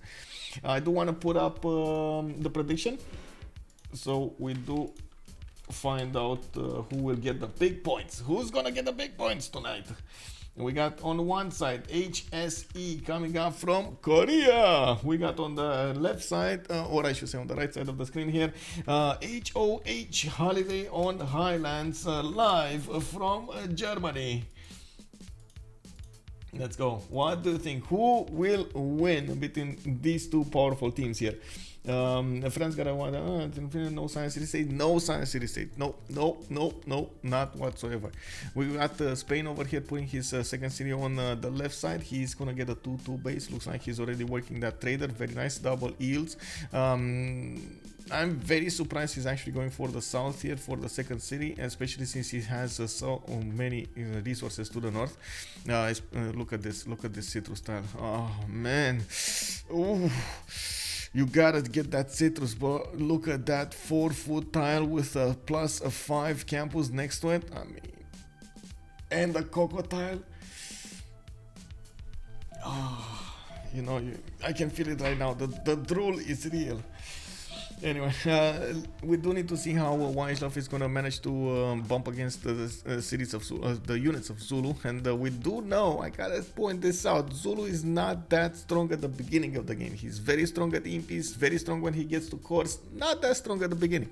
So maybe we will see something like I want to say something like a Hungarian horse rush over here going against Zulu. We've seen it before, but last time we've seen it with Lotaro and you know, the +5 and so on and so forth against his opponents. So I guess it's a totally different matchup. Hungary here does not have easy states to take over and bully his opponents. There's no city state over here that he could actually levy some units from and get them there. Also, from what I can see, we do have Schuhmut coming up with a third city to the north. He did put that Nodwengu city next to the banana, the 1-3, has multiple hills to work and improve. Already put down his Ikanda and working on a builder. His strategic resources are quite expensive though, and you can see 3 tiles away iron on the right side. He has that Tulundu city benefiting from a horse tile second. Tile to the south. Oh, finally DavePlays is gonna go for the maze tile. Oh yes, immediately getting that science. Look at that, 12 science and 3 culture. He just got what, 3 science points just from settling that city, not to mention 5 gold points. Yeah, 5 gold points from settling that city. Very nice. That's 5 gold per turn and 3 science per turn. Very nice. Not to mention that's a 1 pop. We'll see when he's gonna get to higher pop. He does have horses. He does have 2-3-1-1. This is quite a good Yosemite at the beginning to give you some extra tempo. We do have him with a very good land to develop his cities on east side. He's gonna have quite a few of those. When poll, I think I just put the poll on. We got a poll on. HSE, Holiday on Highlands. Looks like a lot of points have just been dumped into Holiday on Highlands. Man, 44,000 points. Really? GG Arms, hello there, sir, and welcome. Thank you so much for the follow. Thank you. Hello. Wait, is that Ox Daniel just putting so many points into this? Are you dropping so many points? It seems you are right. Drop it like it's hot. When the pole is in the house, what you gonna do? Drop it like it's hot. Anyway, we got the atmosphere here going for the north with England. He's gonna start improving his land. We didn't see that many pantheons, of course. From the beginning, the first pantheon of the day was France getting religious settlements. He did manage to acquire the tobacco tiles and the dice tiles from the beginning of the game, and is using that to use the extra production towards settlers from religious settlements. I do see LPQI, no Pantheon yet. Japan did go for God of the Sea. Okay, that's gonna be nice for him. He does have a decent amount of amber tiles that he could improve here, and I do see to the northeast he's gonna get some crab tiles as well as fish. Northwest some turtles. Okay, not bad. City of Osaka though is totally devoid of resources. Oh, he does have amber tile. Okay, I see, on the west side. Maybe that could have been a thing here, but I think he's going for a maximum effort of cities, not actually better cities. We'll see. Of course, YHLuv is going to start to need to improve his resources. That fish tile is going to turn into a 4-3-1. Very nice. And of course, improving the ambers is going to give him that extra amenity, which is going to be quite good for his city's happiness. We do have also France opening up with campuses, multiple campuses coming out from his cities. On Phoenicia, we do have him going for the traders. He did go for the northwestern settle, didn't put that eastern one yet, and he started improving some of his resources for celestial navigation boost. There we go, 2 resources. Getting the monuments for the extra culture, and I do see him benefiting from a 3 pop in 2 cities. Interesting. Let's take a look at what's going on here. Oh my god, man. They're not only touching borders, they're touching encampments. I think this is the next level touching over here between the 2 nations. We got Debrecen and Obamba already getting over their locked horns. And at this time, have you ever seen a bull locking horns with another bull? This is exactly what's happening over here. Let me actually see if I can find one of those. This is the mental image I have right now in my mind, you know. Or an elk, actually, that actually works as well. Can I get, come on Google, Google.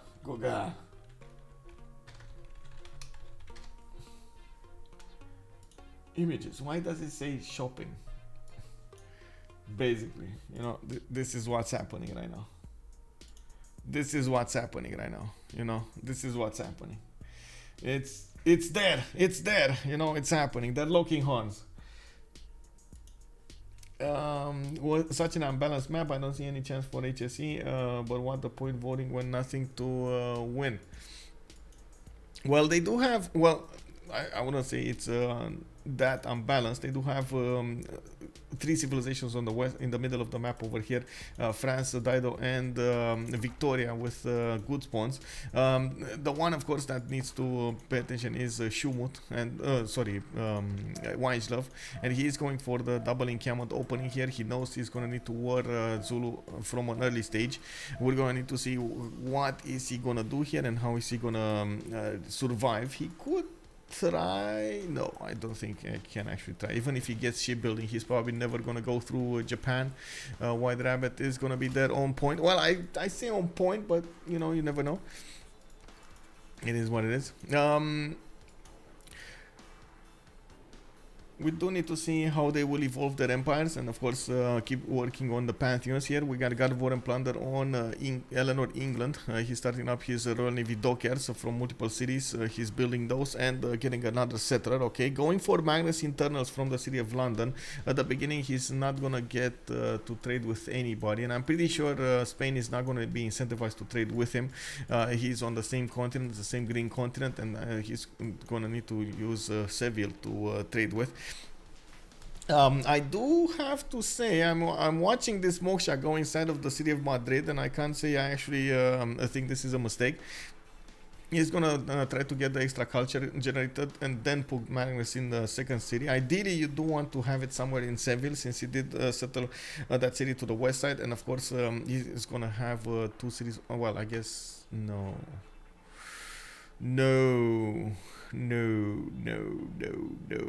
I'm curious how he's gonna use Magnus, honestly. If he's gonna use Magnus, he needs to use Magnus. I don't know if he's gonna use Magnus, but usually you see players try to expand, Spanish players try to expand as much as possible on the other continent, not on their continent. And in this scenario, he's kind of in a pickle now. He has one of his trade outs, coming out from one of his cities, is not going to get the bonus whatever he does.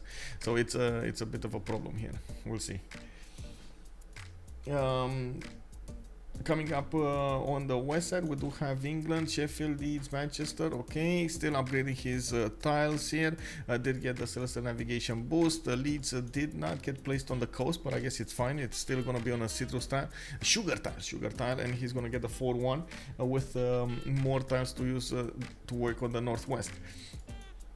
Okay, we do have France putting another city on the coast on the northwest side. He got Marseille, which is going to be worked for traders, and of course they're not going to give this up. By the way, they will probably try to take out Japan over here on the coast. There is a possibility to do so, especially since WhiteRqbbit over here is the moment a bit passive.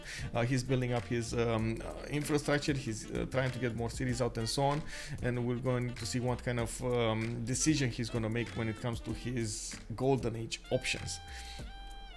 We do have also Dairo getting more settlers out. He's not gonna go for a fast government plaza into a Sestra hall here, and of course expanding the next era. He's just gonna go now for settlers, which is okay, an interesting idea. He does have also God of Craftsman as a pantheon. Couldn't actually get God of War and Plunder or the Sea pantheon, God of the Sea, but it's still gonna work. We do have him with a few horses improved, 2 of them improved, and I do see Sidon is gonna get an iron to the east side to improve. More tiles to improve to here to the northeast, and yeah, it's still gonna be nice. Still gonna be nice. They need to be careful how they're gonna start doing those external trade routes, though. How they're gonna try to min-max this. I do believe France still needs to get a city on the east side to trade with England, but at the beginning of the game, it looks like they want to be as. Oh, wait, what? Hello? How did this happen?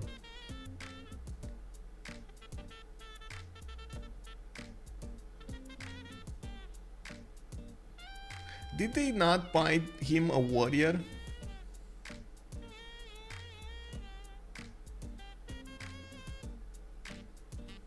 Yeah, F. Did they not buy him a warrior in the city? Really?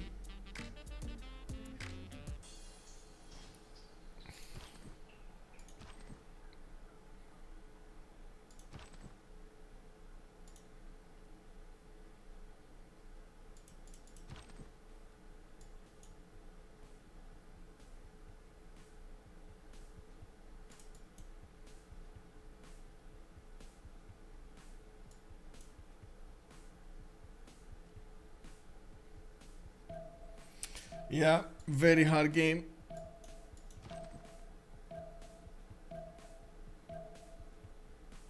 Oh, that's 10 strength. Oh no. And he doesn't have first moves. Oh no. I can't watch this. I can't watch this. This is gonna be bad. Oh, DavePlays walks in with the warrior.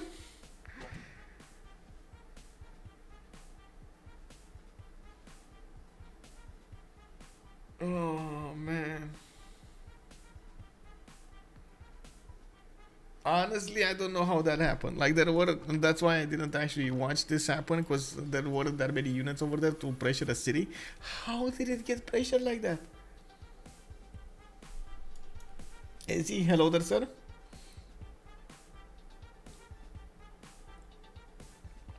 Dave from DavePlays. Yeah. You know, the biggest question is when Dave plays a stream. You know, DavePlays. When DavePlays stream. Biggest Ben, good evening. Hello there, sir. Hello there. Is this CWC or Teamers? Neither. This is Qualifiers, yeah. Well, we got an encampment training project coming up from Hungary. He is going to be on the back foot now. As you can see, Zulu does have encampment training projects already coming out. He's generating 2 great general points a turn, and he is going to try to get the first generals. He's the only one actually getting general points at the moment from his team, and we do need to see if Hungary is going to need to match. Is going to get to match that. This point is very hard, very hard. I do also notice England is going to put a scout right on his iron tile. Gonna try to pillage that away from him, while he's gonna get a few horses. So that dream of maybe attacking into Zulu from the beginning is not gonna happen anymore. We do have DavePlays coming up with God of War and Plunder. Okay, going for the 4th settler over here on the east side. We do have also Goddess of Festivals coming up from Schuhmut. Really? Schuhmut?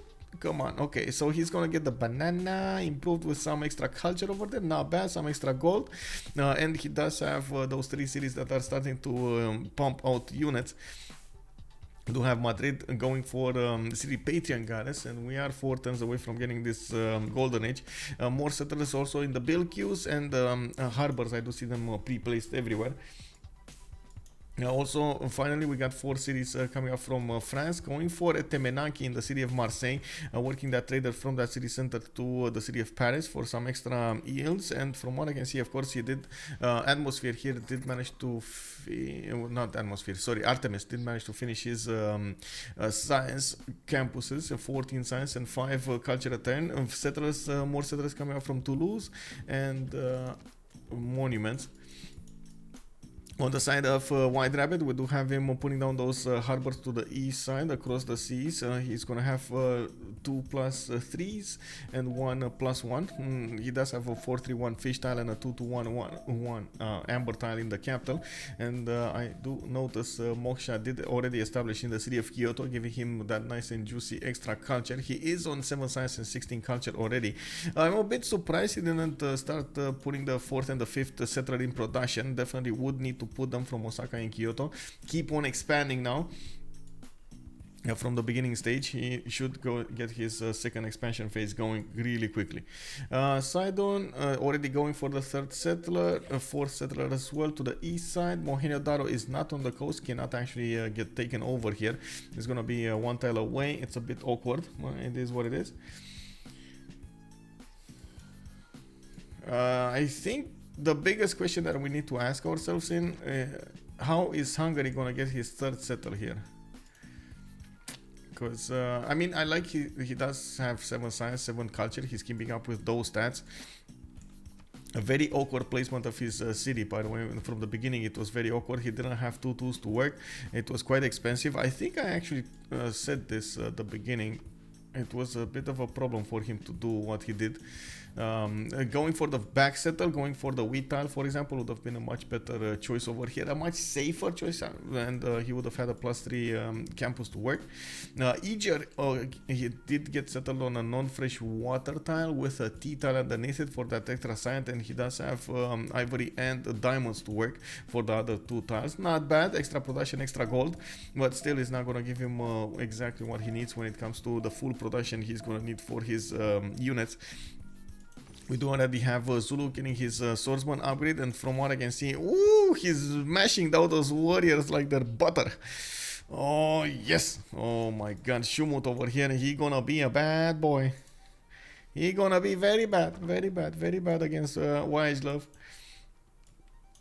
He gonna catch YHLuv with his pants down. This is not good, this is not good.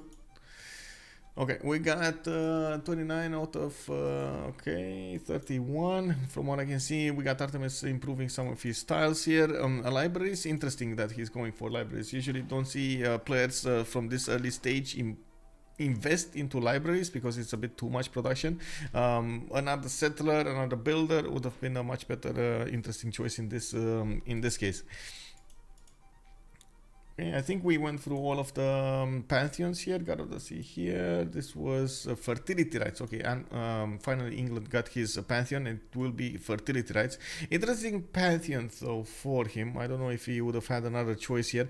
I'm not sure exactly what pantheons were left, but yeah, it is what it is. You did get it. It's still a free builder, and you'd get some extra yields coming up from the rice tiles, wheat tiles, you know, something like that. Definitely, I wouldn't call it ideal though. Artemiss has started building hanging gardens. Okay, interesting. Is everybody gonna get a golden age? Oh my god, don't tell me he's not even gonna get a golden age.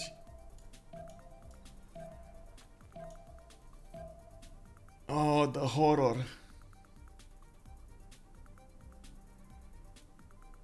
Oh. Oh my god. Oh my god. That's just...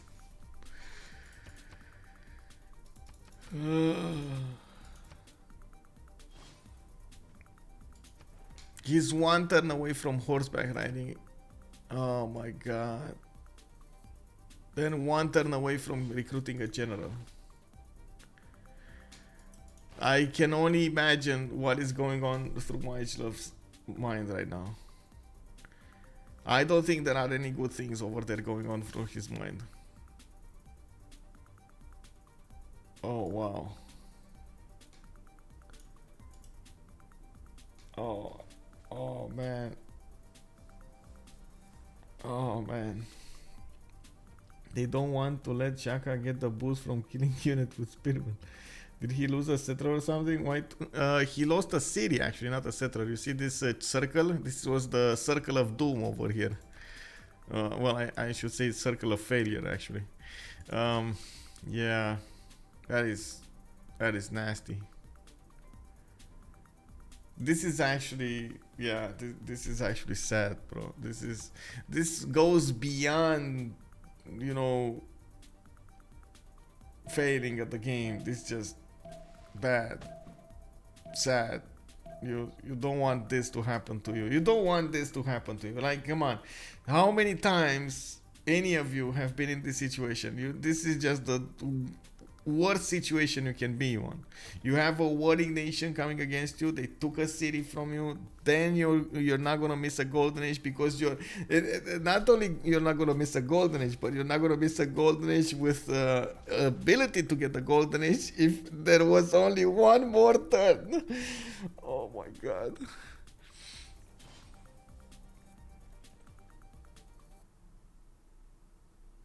This is,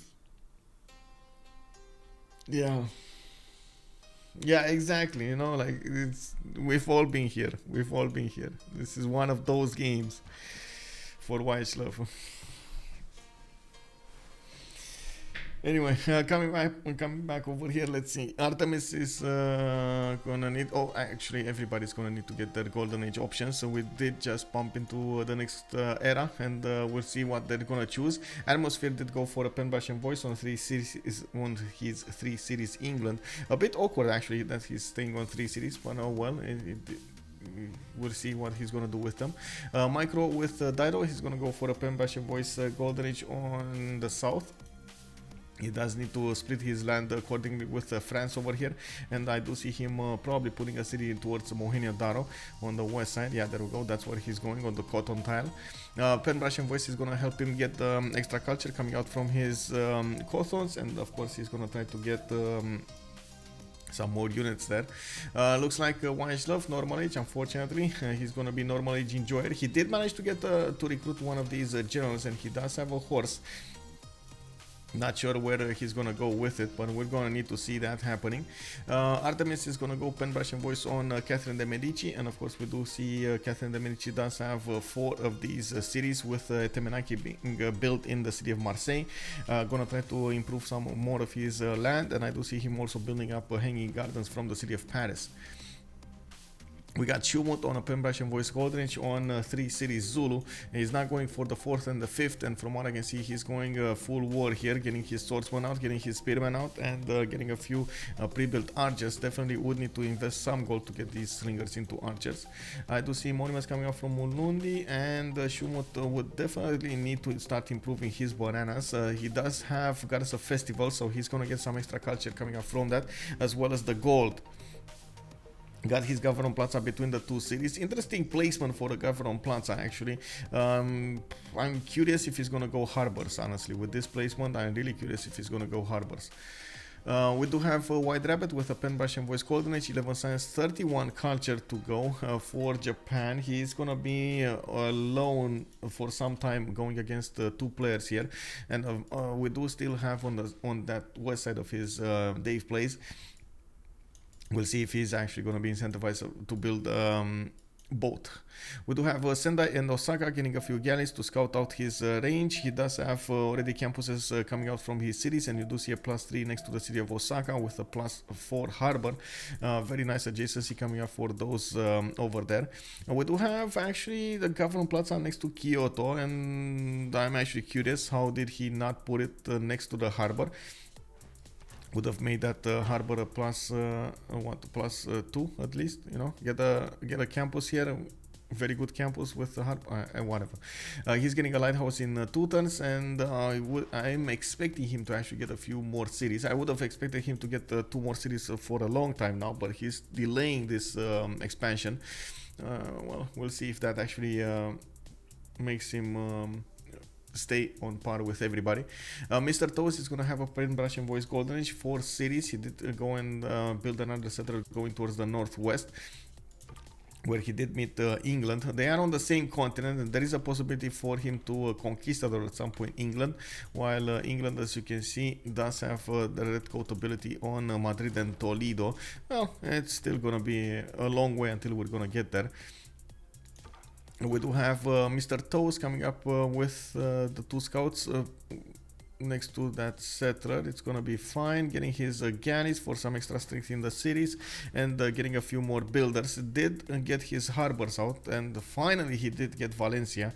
That is a very good city coming up over there. Going for holy sites, but why? No. Okay, man. If you wanna pass a +5 campus, you can pass a +5 campus. It's all good, you know. It's all good. We got also DavePlays coming up with a pen bash and voice golden age 4 cities for him. He did acquire a lot of the tiles of Yosemite instead of actually just settling another city over there on the ivory tile. That's a lot of gold, bro. That's a lot of gold. We do have him getting his lighthouses, and of course, as you can see over here, they do definitely have Holiday on Highlands have a lot more gold to work with. 36, 19, 20, and 5 per turn, while on the other side we do have 21, 23, 4, and 18 coming up for HSE. We do also need to see how DavePlays is going to settle his other cities. Usually this is the moment we're going to see them go for the 6th or the 7th cities. We do have them getting the trade routes first, and from what I can see, he's starting up his theater squares.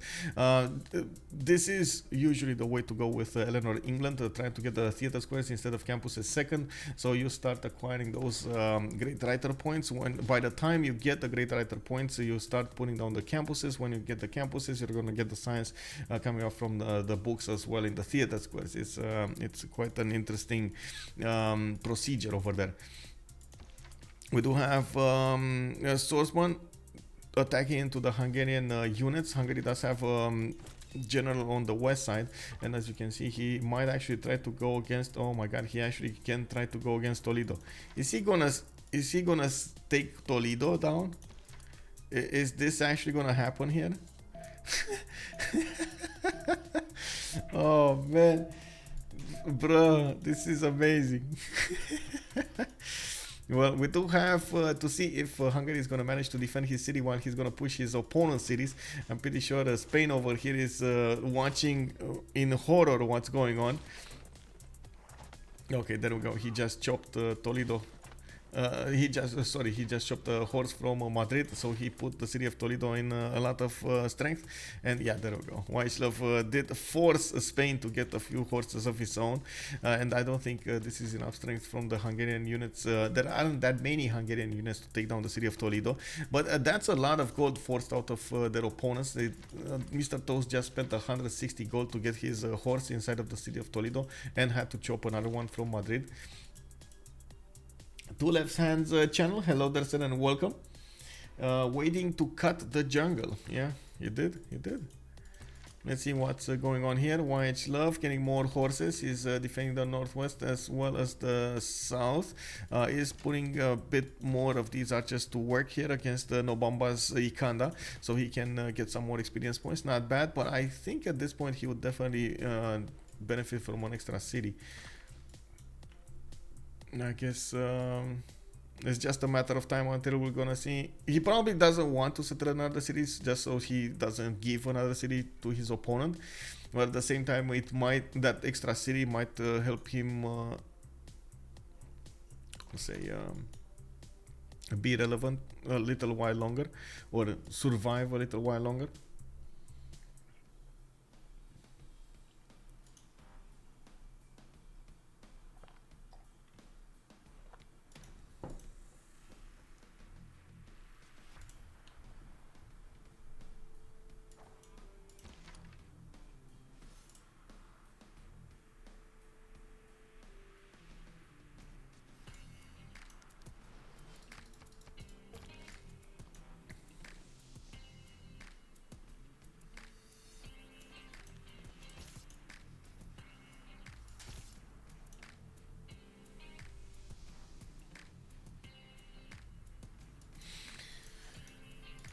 Well, he's definitely trying to keep on the offense over here on Toledo.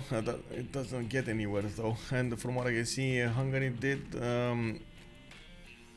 move one of his horses from the south? Is he gonna try to get another one? Because Zulu can actually start attacking directly into his cities.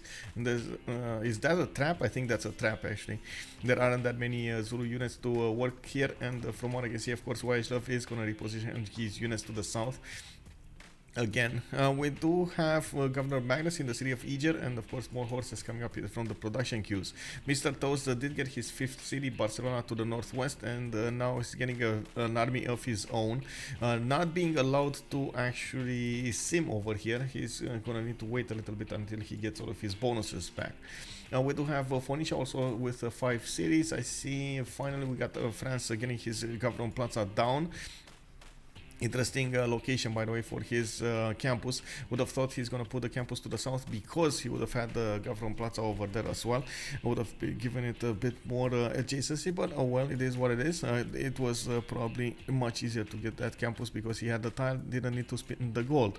Temenaki finishing in 3 turns, coming up from the city of Marseille. It's going to give him that extra bonus production and the bonus science he's going to get from those tiles, and it still has a decent amount of cities to settle to the north and to the east. Actually getting a city towards Paititi at the moment. I see the settler moving from the city of Rouen towards the north side.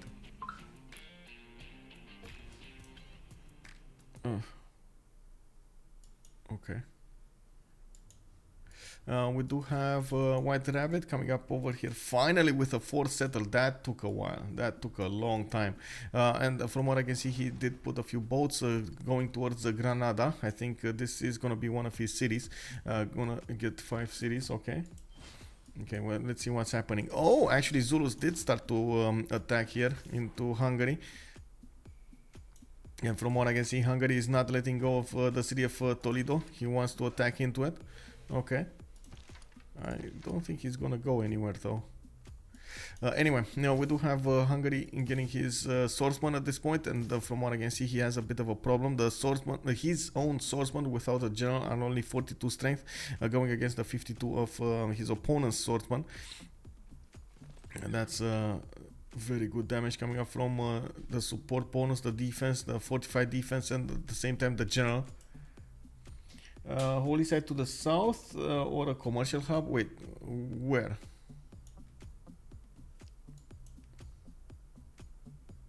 Medici is the one of my favorite civs now to play, rooting for her. Yeah, Castle de Medici is a very good one. By the way, is Toast at risk of losing that city? No, I don't think so. I don't think so. There's not enough strength on these horses from Hungary to actually keep on pushing this. And you do see the ancient wars are starting to get there.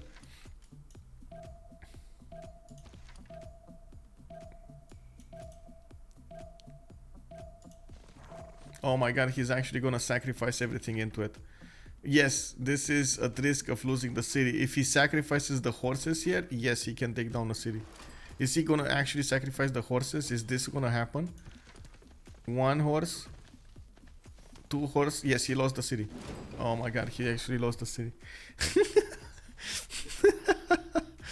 Oh man, what is happening with this game? This game, bro. Oh my god. Bro. Like, wow. Okay, well, YHLuv, I guess he said, you know what, this, you took city from me, I take city from you. Yeah. Revenge, revenge. Well, we got the encampment training projects coming up from Buddha. Interesting choice that he's going for another general. He would definitely benefit from another general here in the city of Eger. And of course, Hungary still keeps up the pressure against his opponent. He does unfortunately have to take care of his general here. From what I can see, he could actually take down another one of the units of Spain if he really wants to. Has a promotion on his horse if his opponent is not going to be fast enough or is too passive. He is going to get to promote that horse and of course keep on attacking with it. That's quite dangerous, as you've seen. Okay, this is actually happening. Well, that's great. Spain was too greedy. Yeah, Spain was too greedy. He shouldn't have lost that city, man. It's like, I don't know how he lost that city. I mean, I know how he lost that city. Too passive. That's why he lost that city. But yeah.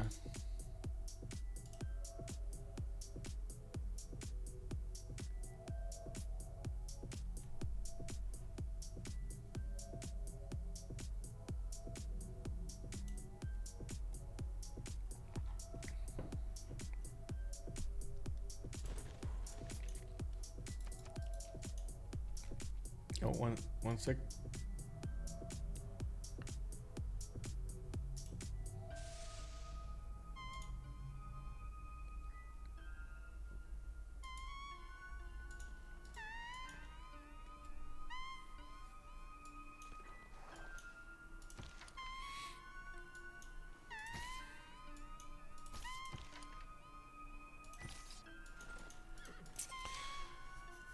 Could Spain recover from this? Yeah, Spain could definitely recover from this, but the fact that he got pushed over here is gonna be a bit of a problem for him. We do have England bumping up ahead with his cities, and as you can see, he's starting to get the harbor shipping projects. There is a one-tile choke to the south that England could use to attack into Spanish cities, and of course get in to the Gulf of his opponents. I believe there is a high probability England could actually take down Spain at some point. We're gonna need to see how atmosphere is gonna develop around this. He does have good enough city count to go for the south, keep on selling the south, and of course getting all of that fleet to bear against his opponent. I do still believe Japan over here is a bit too low on the city count. He did manage to attack into the city state of Granada. Oh my god, city state, what is this, bro? Granada actually got boats. Got a boat in the city center, and of course you can see YHLuv is gonna need to sacrifice a lot of his strength of the galleys to actually attack into it. The city of Granada is gonna also repair, heal a little bit every turn. Oh well, it's still gonna go down, but it's gonna be costly. Oh well. We do have more boats coming up from Kyoto, Osaka getting the harbor shipping projects, and because of course we do have them racing for those admirals, we're gonna need to keep watching what's going on here in the admiral scene. We do have France also getting the 2 great scientist points, Japan getting 2 scientist points, Zulu even getting 2 scientist points a turn. Interesting choice. Eger is gonna go down or not? Let's see. No, not. It's not gonna go down. Looks like YHLuv did manage to save his city, even if it is extremely low in the garrison health. He has horses that again are extremely low in health. He does have a secondary force going against Spain over here, trying to be as effective as possible. Did manage to recruit another general to defend the city of Eger, and oh my god, this is unbelievable. I gotta say, whatever happens from now on, this is insane. What he did over here is insane. Also, the general is pointing out that would be surprised if Spain dies on naval anytime soon. Anything can happen, bro. This is anything can happen time. Civ 9 asking us about what the game speed is on the games played on. We're always playing on online speed, on the fastest speed that we can get. Even we're using a mod that is increasing the turn timer, so we get as fast as possible to through the games. The first moves like a kill Eger, but I don't think Schuhmut has them. Yeah, we'll see. Well, I mean, if do you think he can? I'm not so sure. Do you think he can kill it with the warrior? I don't think he can kill it with the warrior. But anyway, we'll see. We'll see next time. Maybe he can. Maybe. Hungary. Hungary. YHLuv going for Nodwengu.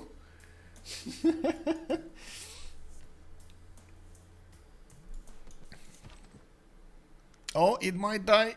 It might die. Eger. Bro. Yeah. Yeah, he didn't have... Okay, he didn't have the first moves.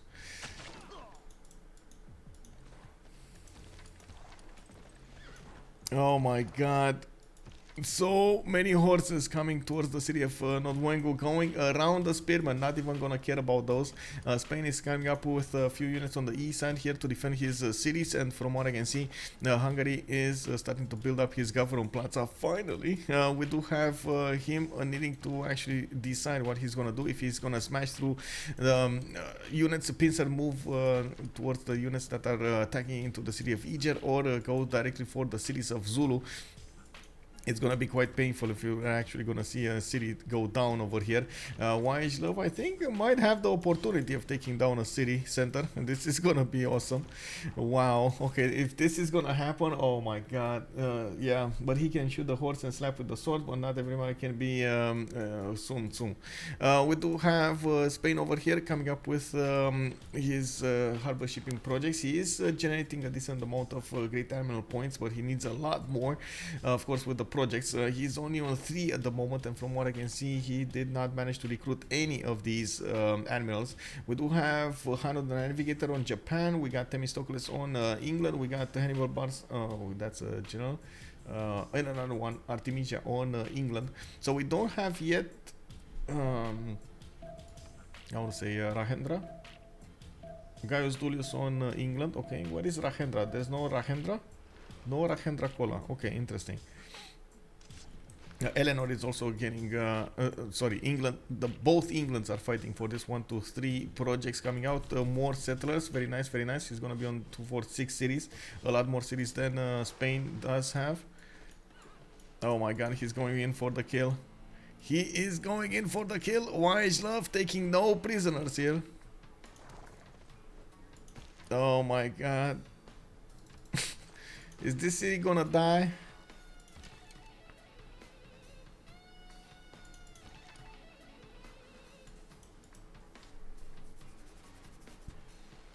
Yeah, don't Wengu. This is, oh man, if he manages to triple slap it next time, this is gonna be a problem. Oh man, oh man. Anyway, let's see Dido coming up with his own harbor shipping projects. I do see he did manage to get those 5 cities going. He did also start to attack into the Japanese units and started to bump a little bit against them, trying to stop Japan from getting those harbor shipping projects. We do see them passing on the admirals here. Definitely they're trying to eyeball Rahendra Kola for the extra +3, and we do need to see who's gonna get it. We do have them with 3 of them with enough points to recruit, and there we go. Rahendra Kola got recruited by England. England got Rahendra. We do have Phoenicia getting Himerios, and then Zenki is gonna be left for Eleanor. A bit of a problem. Also, DavePlays is only on 4 cities. He stopped settling cities for some time now, and because of that, he's not actually gonna get that many cities to build boats. We do have him getting one settler coming up from Liverpool. Did put down his theater squares for Eleanor, and you do see he's generating 4.6 great writer points a turn. Gonna need every little bit of writer that he can get, and we gotta watch this. We gotta watch this. YHLuv will probably have the first moves here, and he's gonna probably sacrifice again his units to take down a city of his opponent. Let's see if he does manage to do so. 1, 2, 3. Oh, that city's gone.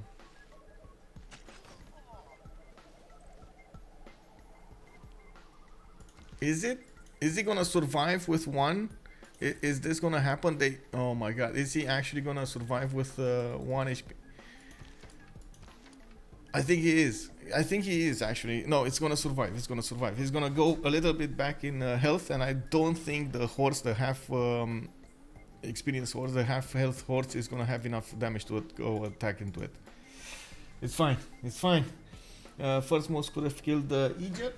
All Schuhmut has to do is to get a unit in the encampment to make the spearmen spawn in the city.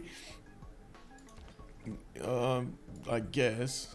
But I mean, at the same time, they could have just bought him a sword or something. They have enough gold.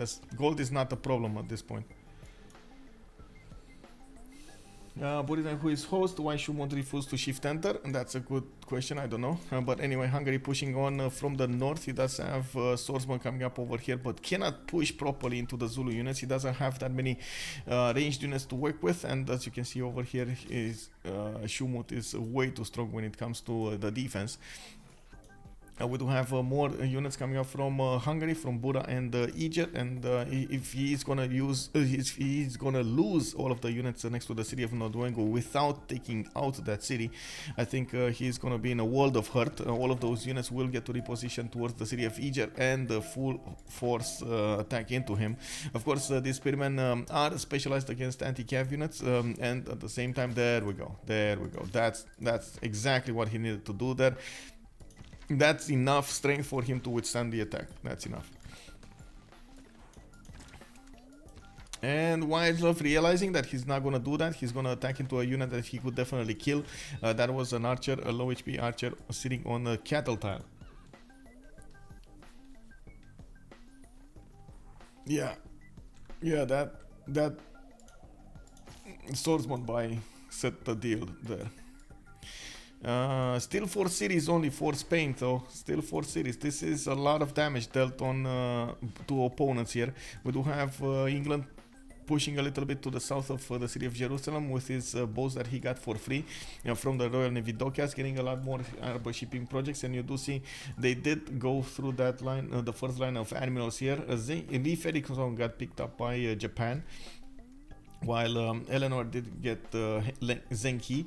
Basa, also as a great writer, did get recruited by Eleanor. Finally, he's getting some books in his amphitheaters, and we do have him settling more cities here.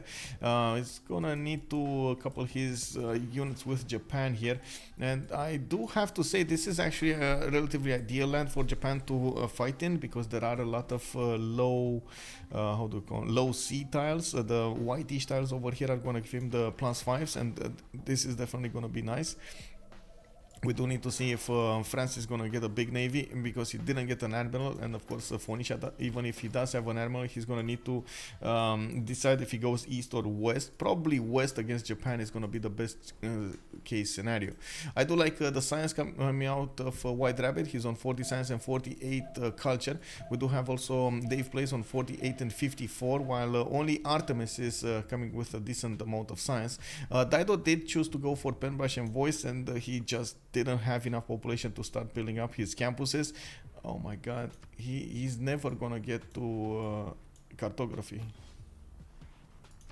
Artemiss is trying to get to cartography, but he doesn't have an admiral. This is lost here. As in this naval battle that's gonna happen between France and Japan, it's probably lost. With Japan's +10 from an admiral and from +5 on shallow water tiles, that's a bit too much strength coming against France. France only has, okay, could get some extra diplomatic visibility. That might be a thing, you know.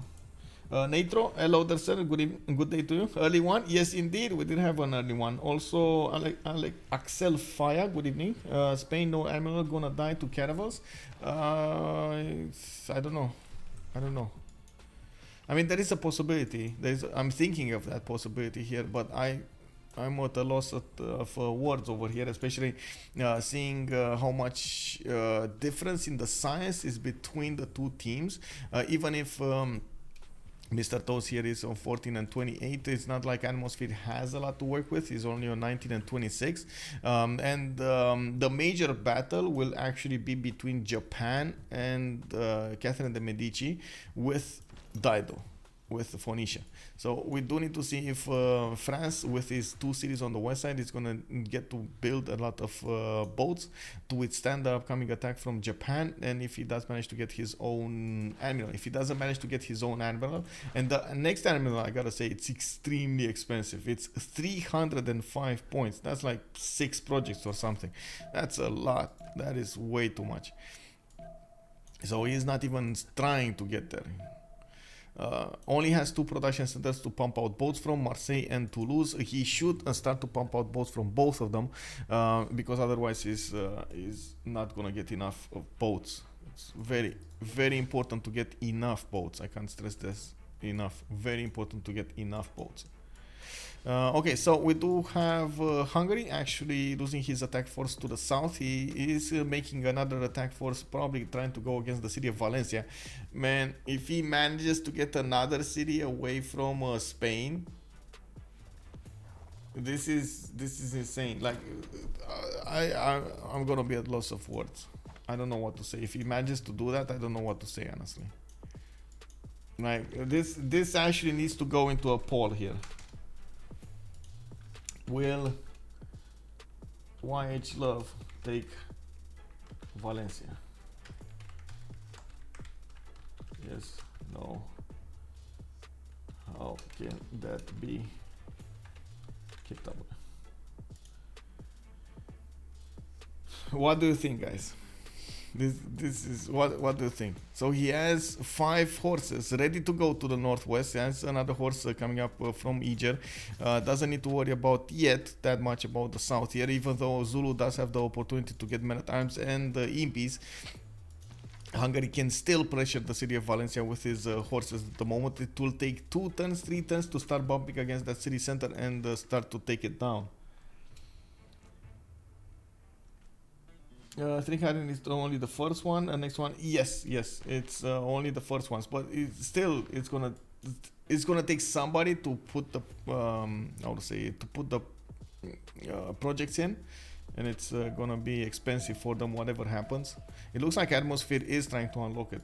He's trying to unlock Isun Sin. Isun Sin is gonna be amazing if he does manage to get that Ironclad to go against Spain.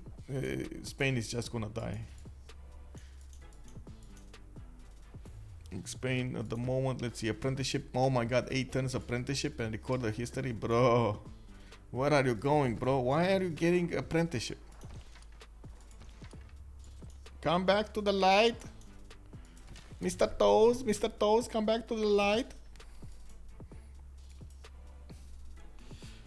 France cartography in 3. Yeah, but where is Japan? Japan is 5. And this is about number of boats at the moment. We do have 1, 2, 3, 4, 5, 6, 7, 8, 9, 10, 11 Japanese boats, and he does have promotions. The emblem promotion is also going to be important. So not only he's going to get a plus 7 from the emblem, he's going to get another plus 10. That's plus 17 coming against you. Can you imagine?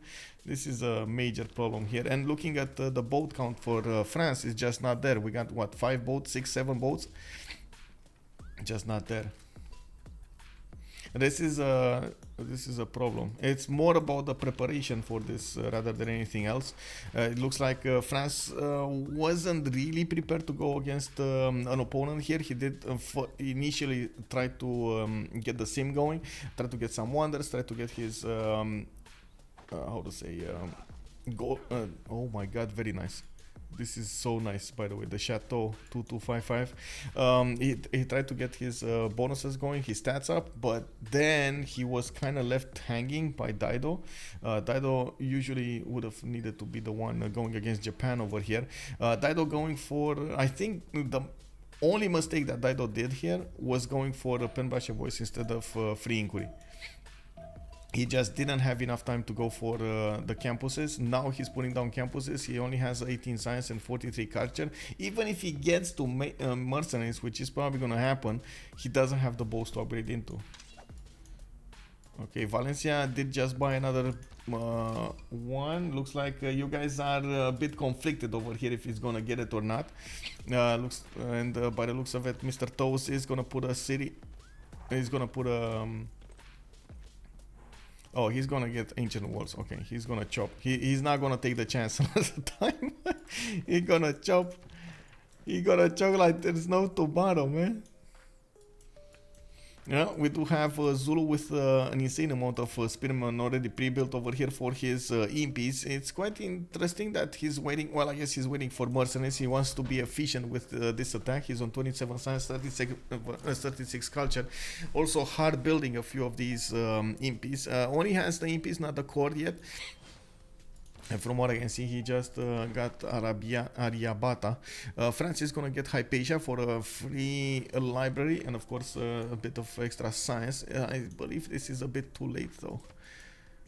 And I really hope, honestly, I hope that Catherine de Medici is not gonna get cartography in 2 turns and he's gonna need to keep on pre-building. If he's gonna get it in 2 turns, that's gonna spell disaster for him.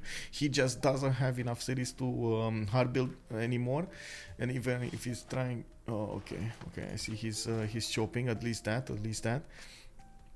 Still not enough. We're talking about 1, 2, 3, 4, 5, 6, 7 units.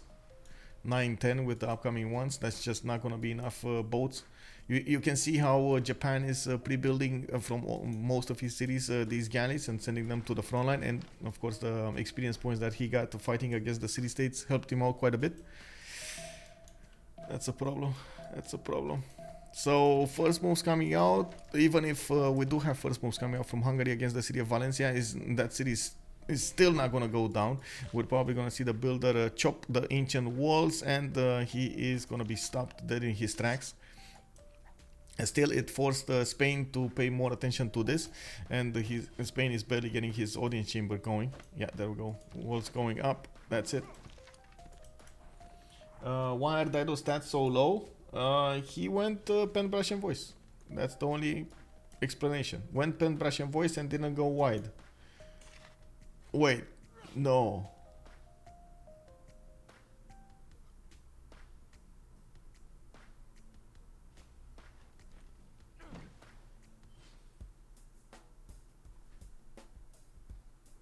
Why? Come on, please don't go Colosseum. Please, no.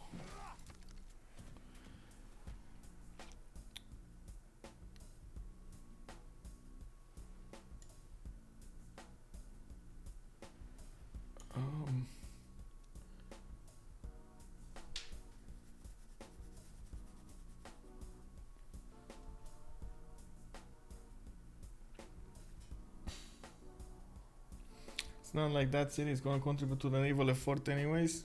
Yeah, I guess. But more builders to chop boats out would have been like gold here. I don't know, man. He needs the science. He really doesn't need like libraries. Get a library, get a university. That's...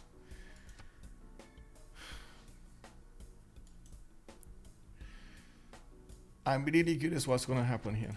Really curious between Artemiss and WhiteRqbbit.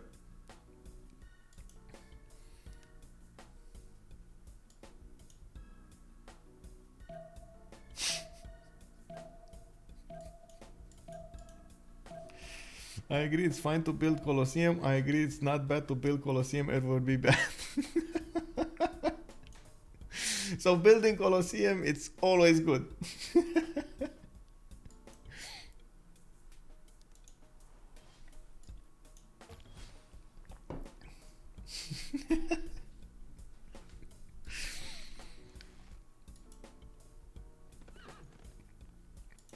YHLuv keeps attacking into the city of Valencia for some reason. Okay, sure, he's taking down a little bit.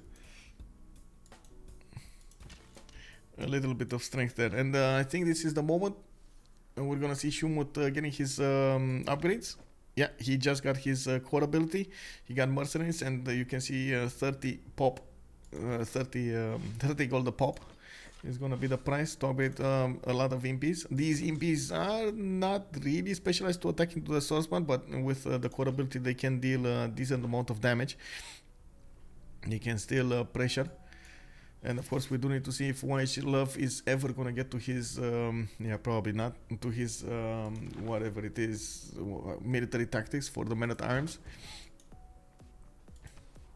We do have Artemiss actually upgrading his caravels, so he did get to acquire a lot of gold from his allies and from himself, and now he is gonna try to pressure Japan from the beginning. We do have a massive fleet over here on the eastern coast of Japan. 2, 4, 6, 8, 10, 12 of these galleys are ready to be upgraded, and of course Hano the Navigator is going to give him another one of those melee units. We do also need to see WhiteRqbbit getting his cartography and divine right. I'm not so sure if he actually discovered mercenaries, but I think he did at the same time as Schuhmut did. We do need to see how fast, how many of these galleys he's gonna get. You can actually see cartography coming up in 2 turns. It's gonna allow him to pre-build a little while longer, and he's bringing his galleys to the east side. There's a level north of Spain. A level? Oh, a levy. Oh, I see. Kumasi. Yeah, Kumasi actually got levied over here. This is gonna be massive if he does manage to get those units to the south, but it's gonna take so long. Wait, these are from Kumasi? No, these are from Buenos Aires. Okay, so he's fighting Kumasi. Okay, interesting. Oh, is YHLuv gonna get a city here? He's actually gonna get a city here. Oh man, I see how it is. I see how it is. Yeah, yeah. It looks like Kumasi is gonna go down. He's gonna get a free city, and that is gonna be quite far away from Zulu. He might end up living another day. Okay, very nice, very nice. Let's see what Eleanor has been doing here. We do only have 5 more turns until the medieval era, and of course DavePlays is putting down more amphitheaters. Did manage to acquire some of these points, 7 great writer points a turn, and I do see he did get a second writer here, Valmiki. Isun Sin did get recruited by England, opening up the next animal tiers, which are still gonna be 300. Oh no, they got opened up too fast, too fast. We do have those impies getting in the front line. We do have a few archers starting to attack the swordsman, and from what I can see, YHLuv, of course, is going to get that city of Kumasi. Now, we don't have England preparing for an attack. I gotta point this out. He did manage to get... Oh, wait, is he... What is Isun Sin? Isun Sin is here. Is he gonna get Isun Sin to the south, and is he gonna attack with Spain with 1 unit? I mean, I gotta say, because of the science of Mr. Toes, I cannot discount the scenario in which that one single ironclad could take down 1 or 2 cities here. Honestly, I cannot discount that. I think it's only 1 CS taken per player. Yes. You can only take 1 city. Yes, you are correct. 1 city state. Okay, there we go. So we got Kumasi dealt with, and of course YHLuv is gonna need to upgrade, promote some of his units. Maybe he is gonna keep on going against the south here, against Spain. You will never know. If he keeps on pressuring Spain, this is gonna be quite important, because Spain is not going to be allowed to get boats out. We do have the French armadas going against the Japanese boat, but now we can actually see oh my god, we can see the damage counters, and this is disastrous. This is a disaster, boys. This is a disaster. That's even so that wasn't even a promoted caravel. Let me actually take a look at the promoted caravel. Ooh, 81 against 70. That is a bad juju, bro. That is a very bad juju. Wait, is he actually moving until he has no more movement left? No. Well, that's okay. Okay. Now France has to rush castles and printing for the 6 additional intel, for sure. He's probably gonna get it. He's masonry in 1, well, actually, I don't know if he's gonna get it until he starts fighting, because he's extremely anxious to start fighting, and he does need castles and printing over here. He's getting mace. Okay. Oh my god, he's far away. He needs masonry. He needs construction. He needs that iron working to go for castles.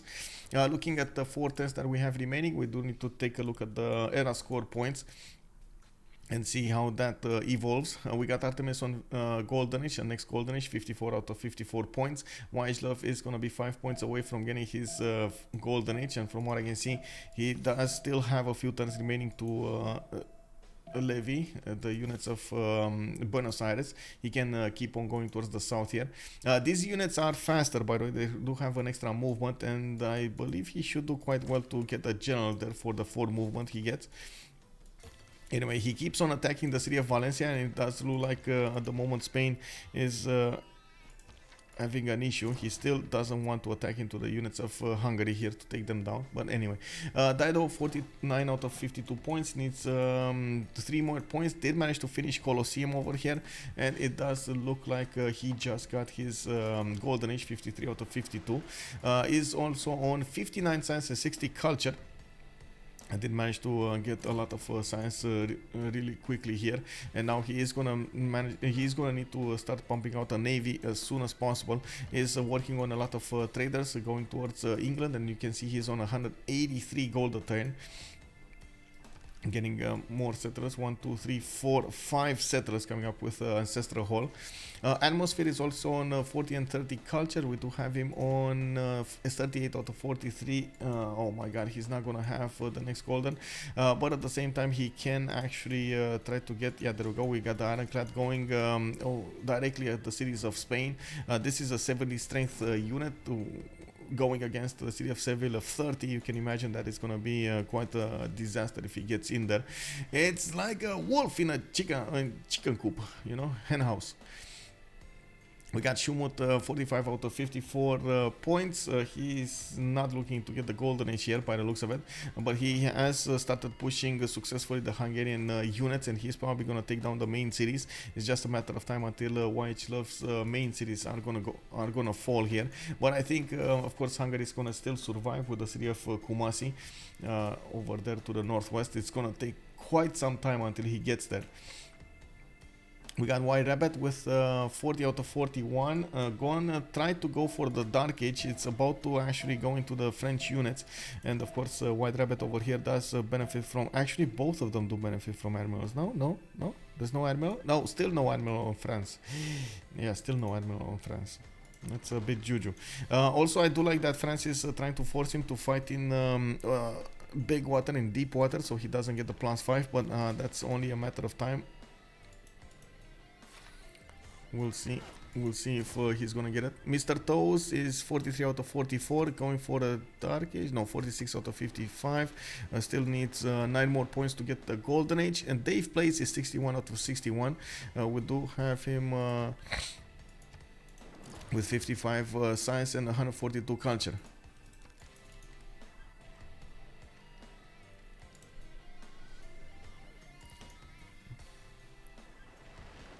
Hello there, Haley.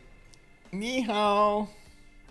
Paul is also saying Dido might just support till Ironclads and then join the naval war. Yeah, it might be. I think he will now just settle all these cities to build lighthouse and get traders. Well, he does have a very strong economy, and I do like how he jumped up in the science screen. He was like 20 when we last checked, and now he's 63, getting a bit more than actually Japan is. And of course, Japan is probably going to lose his golden age, while Dido is going to retain his. The biggest threat is what's going to happen with the French Navy. If the French Navy manages to withstand the counterattack, or is a stalemate between him and Japan, this is going to be a major problem for Japan later on in the game. We will have Phoenicia over here get his science up, probably, and I gotta say, probably we're going to see a free inquiry coming up in the next era for Phoenicia. That seems like the best choice he could make here. That's gonna be a lot of science really quickly. Really curious how also Dave is gonna get this going. He's trying to get Oracle from the city of Liverpool. Does not have a standing navy to work with, but he did manage to get a few admirals going here. Zenki being the only one giving bonuses towards Renaissance units. We do have him getting Gaius Duilius. Okay, getting more campuses, industrial zones. Okay, not bad, but where is his science though? 53 and 160. Okay, I mean that 160 there is scary. 160, the big number, the big purple number. Okay, what do we have here? Eger is going down. Swordsmen are definitely taking a beating over here, while Valencia did get defended. Mr. Toes did manage to do so, and Hungary is gonna put a few units towards the south here, maybe trying to poke a little bit at Spain some more.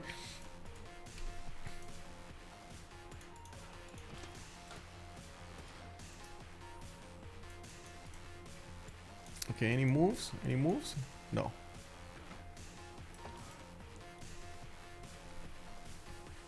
Highlands asking about the CS control. We got 1, 2, 3 CSs being held by HOH, and from what I can see, we got only actually 4 CSs. Brussels is also there.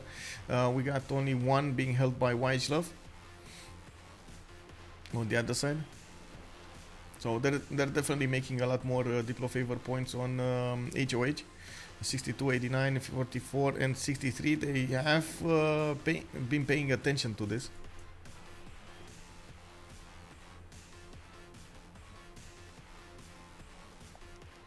16, hello there, sir. Yeah, England trying to avoid the coastal tiles. Which England? This Victoria or Eleanor? Because Eleanor, both of them actually have them. Antananarivo for Eleanor, super bad news for the Koreans. Yeah, yeah. We do have Mr. Toes over here trying to settle another city to the south, and by the looks of it, he still has a bit of a problem defending against the Hungarian attack. Hungary might actually just give up on the defense of Egypt to put more horses towards Valencia and try to take it as down as low as possible, so Hungary steps in. I just saw Yerevan die. I don't know who killed it though. Oh, there we go. England killed it. Why? Bro. Why are you waiting like that? No. Go. It's gonna take 6 turns to get to Spanish cities. Come on, bro. You gotta go. Mr. Toes going for shipbuilding with mercenaries in 1. It looks like he now started up some galleys because he saw the English galleys coming up over here. This is, well, this is gonna be a bit of an issue, but it's fine. It's fine. Mr. Toast does have 43 science, 43 culture. It's gonna take a little time to get to cartography, but he's gonna get there. So now England gave up his hand, and unfortunately, because he gave up his hand, Spain is gonna get defensive units up in time.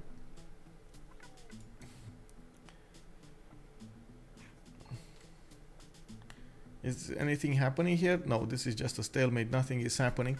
67 science for micro. We just popped into the next era, and we do have a lot of nations into normal age and a dark age, while only Dido, Catherine de Medici, the Black Queen, and Eleanor managed to make it into a golden age. Interesting events over here coming up with Catherine de Medici. Probably gonna go into a free inquiry, starting to put terracotta army on the map. I do see, oh my god, these chateaus are amazing, man. Unbelievable, so strong. I like this. I like this so much.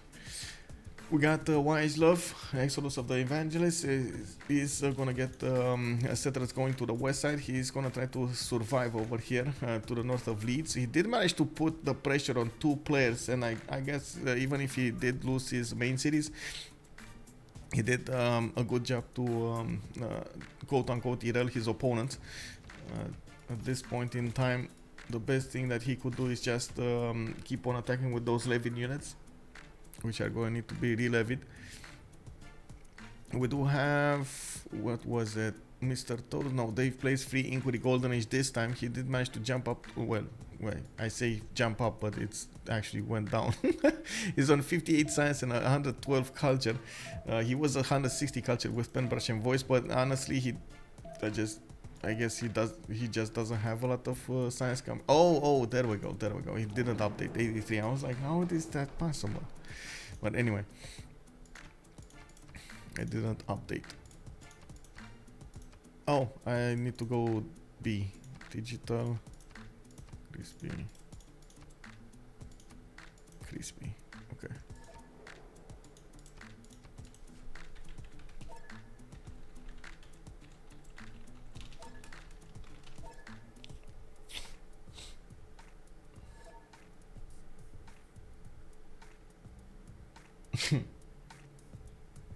Yeah, I don't know what that guy from Plaza did over there. But yeah.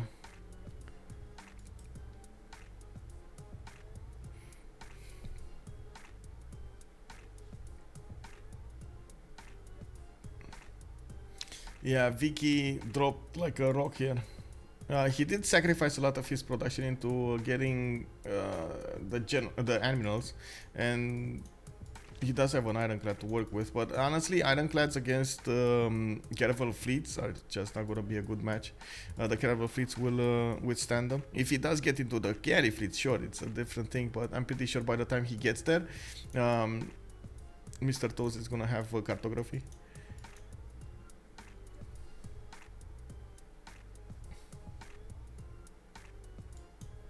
We do need to see how and what Phoenicia is gonna do here with, he did go for a second pen, brush, and voice. Okay, so he thinks he has enough science to do this. 69 science, 63 culture.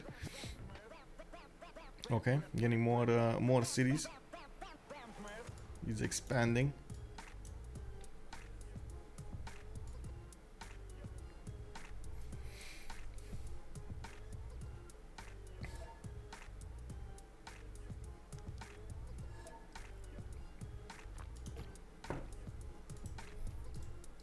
We got a 5-minute break.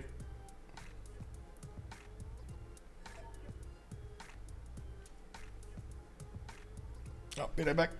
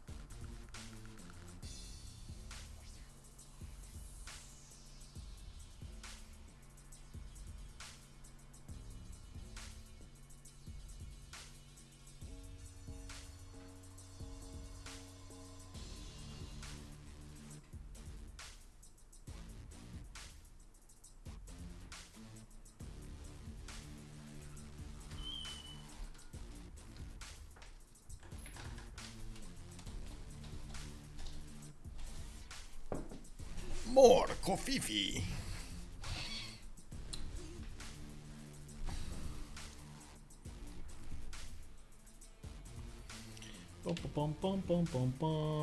Eleanor so big. I'm curious what were the bans. Letting Spain, Japan, and Eleanor open on this map. That was a surprise, actually. That was indeed a surprise. They did ban more land civilizations than going for the naval ones. Of course, they banned Maori, they banned Mali, for example. But yeah, I was also surprised about this. They also banned Norway when it comes to the naval powers. I guess those long ships are still something to be afraid of. No, Japan getting in, and France is gonna have a problem over here. It does seem like at the moment the Japanese boats are way more numerous than he has to fight with, and from what I can see, his boats are going down relatively fast, especially if they are fighting in the shallow water tiles.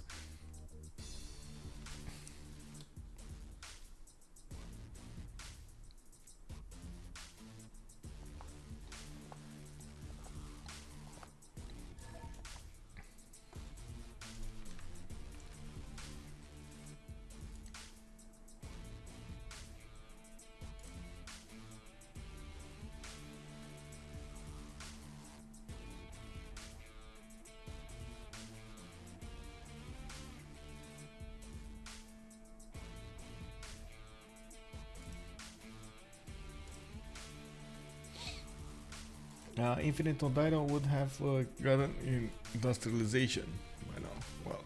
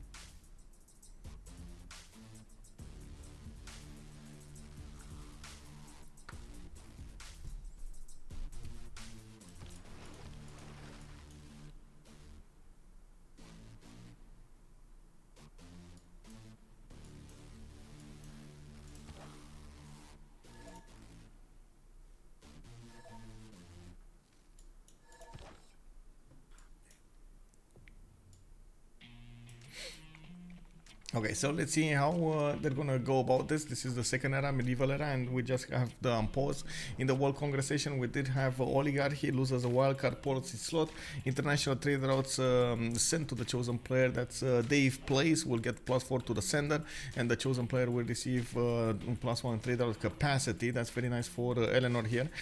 Micro did also gain the 2 Diplo victory points. The city of Viger did get taken down. That was the Victor city of YHLuv, and it does look like, of course, Schuhmut did manage to get the city of Buda, the capital city of Hungary, under siege as well. We do have Hungary trying to get as many units towards the northwest, where he did manage to conquer the city of Kumasi with the levied units of Buenos Aires. We do see him sending cities over here to the west side, sending more and more towards the city of Buenos Aires. Okay, not bad as a strategy. He's staying alive as much as he possibly can. We got the upcoming war, or I should say the upcoming fight coming up between France and Japan. Japan does have the upper hand when it comes to animals, and from what I can see, he is starting to deal the damage over here against the units of France. France is trying to use his scouts and the warriors in the water, so he gets a bit more support bonus on his boats, but as you can see over here, still the Japanese boats are quite strong. France could not manage to get yet to his castles, and he doesn't have the extra diplomatic visibility from the spy coming up against the units of Japan, and from what I can see, he is not even going that way. He's going towards frigates. He's gonna try to repair his caravels, and unfortunately, without the support help of Dido of Phoenicia to get caravels of his own, he's probably gonna get overwhelmed over here by Japan. I'm very worried about what Micro is doing over there. He has been building wonders, has been building a lot of settlers, but does not have a standing navy to work with, and because of that, you can imagine this is gonna be quite a problem in the long term. Yes, he does have a one-tile choke that he can hide behind, but that's just, you know, hiding behind. One thing that I do, of course, want to mention, even if France does lose his coastals, only has 2 of the coastals on the west side. They are strong, but he's not gonna die. He's not gonna be great either. Yeah, not as bad as chopping grabs. Korean one step further away from losing Diplo victory again. I see this is an absolute win. Well, I don't know about absolute win, but it does seem like we do have Micro and Artemiss over here trying to fight their way out of this, and they're not actually getting anywhere. We do have that ironclad coming up from England going against Spain here, and Spain is already preparing himself with a decent amount of pre-builds. He's gonna have more than enough galleys to upgrade into caravel fleets, so he can withstand even ironclads here. Really curious how the damage will be with the caravel fleets, but it should be around 75. He doesn't have an admiral though, and England does have Rahendra with him. Anyway, we do have the 2 cities taken down by Zulu from Hungary, and I believe that also... Wait, wasn't there a second great general? Oh, really? Hello, Boudica. Hello. How are you doing? Can you like get a move on? Can you get a groove on, Boudica? Okay, re-levy coming up from Buenos Aires. Hungary does have a few more turns to actually get there. I see Spain did manage to get the religion, Islam, in the city of Valencia. He was building that for such a long time.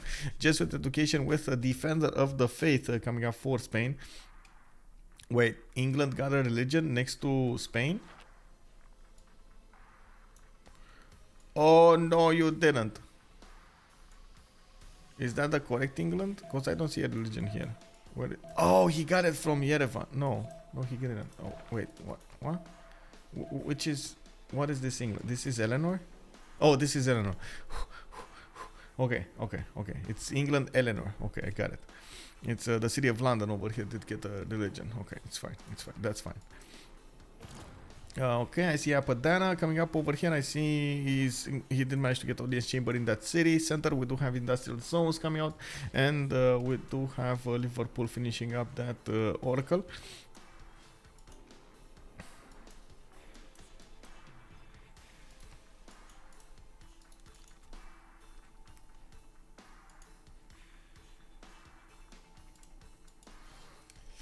hello, Snake Miner. Hello there, sir. Welcome. Now all of that army of Zulu will start to reposition towards the north of Valencia, trying to go against Kumasi. Of course, the Zulu imp course will be relevant for the next 20 turns anyway, so it is going to take a while. Not to mention Hungary doesn't actually have that much science to work with. It's going to be hard for him to get to the next tier technology. In 28 turns. Oh my god, 28 turns. That's a long time, bro. That is a long...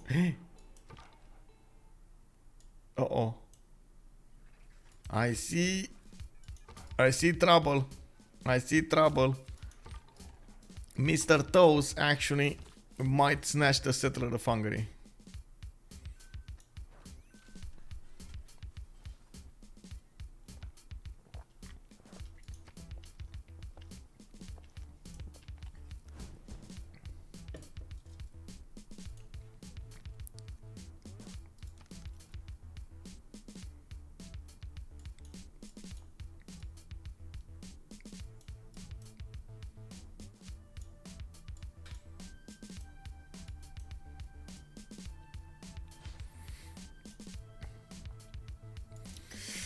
Okay, I don't want to make the mistake of not seeing this. Come on, we gotta see this. We gotta see this happening. This will be amazing if this happens.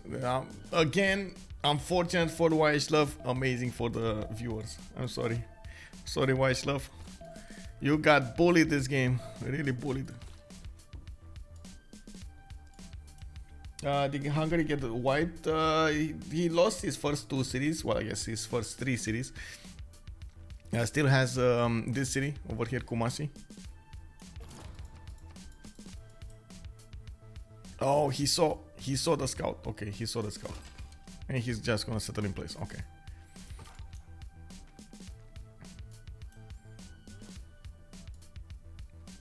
And getting diplomatic quarter so he can generate some more of those things. Okay, I see Hungarian levied units are getting in next to the city of Valencia. He might actually take down that city. Not bad. Before those Zulu units get there. Finally, he did manage to get the great generals next to the levied units. These are going to be quite strong. 49-49. As you can see, even with the defender of the faith, the city of Valencia is going to be hard to defend. We do have Governor Victor. Oh, repair outer defenses. Oh, this is massive, by the way. The city hasn't been hit for quite some time, and he can actually get the project to repair the outer defenses now. It's good. It's good. We do have England arriving with that ironclad to see all of the boats of Spain, and of course Spain did have time to upgrade, to pre-build quite a few of these boats. Cartography coming up next, and he already has mercenaries. You can see the galley fleets are waiting over here to get those upgrades going. Let's see what happened with France. It looks like Japan did come out victorious, didn't lose that many units, and he's gonna get promotions on the ones that he did get damaged over here, starting to get the frigates from his cities, getting a few quadrims here. Is going to help him smash the city's defenses and of course the remaining units of France, while France is trying to get harbor shipping projects on I would say in an emergency. He does need to get the next admiral. Really needs to get the next admiral. Like, definitely needs an admiral of his own. Oh well, Japan might not let him have a breath here. Japan doing quite well to pressure France. We do have Phoenicia that also finally started to build up a fleet. He has bireams coming out of his cities. He should one-turn a lot of his bireams, and this is a bit too late though. Oh no, he's gonna discover cartography, and I guess he's gonna hard build. Okay, he's gonna hard build boats. Still, that's a long time. That's a long time. Even with press gangs, it's gonna be a long time to get the caravels. You might as well just spend the gold since they have so much gold on them. But oh well. I guess at this point it's a mute point. He probably wants to get 2 ironclads rather than stay with caravels. Just casually projecting for 155 point admirals. Yes, King Stephen of Strategy. Hello there, sir, and welcome. My friend with the big glasses can only match this big personality. Oh, that is so kind. We got Under the Gun. Hello there. Very good performance yesterday. Under the Gun, you did very well with Vietnam. WhiteRqbbit Giga Chat. Yeah, WhiteRqbbit Giga Chat. Big Giga Chat.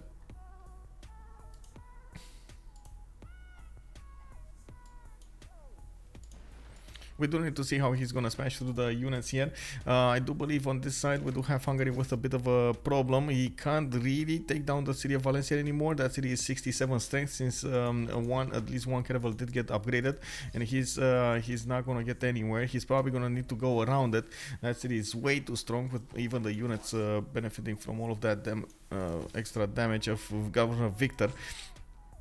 We do have the many times the EMPs coming out from Zulu from the east that will clean up all of the units of Hungary when they're gonna get in next to them. And from what I can see, England over here will do quite well to get out of there. He does have a few caravels of his own, but they're not even close to the power level of Spain. Spain just upgraded 2, 4, 5 of these caravel fleets. He's gonna have enough of them to actually defend against the Ironclad and withstand the damage. You can see the Ironclad does deal a decent amount of damage, but it's not gonna be it's not gonna one-shot these caravel fleets, and they're gonna get to promote counterattack and so on and so forth. We do need to see England getting a few units, a few more cities here. Unfortunately, he did lose his golden age. He's in a dark age. He's using the +5 card, trying to get more damage points on his own caravels.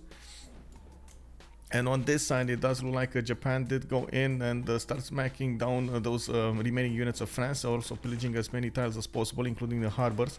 We do have him getting a mano a mano here.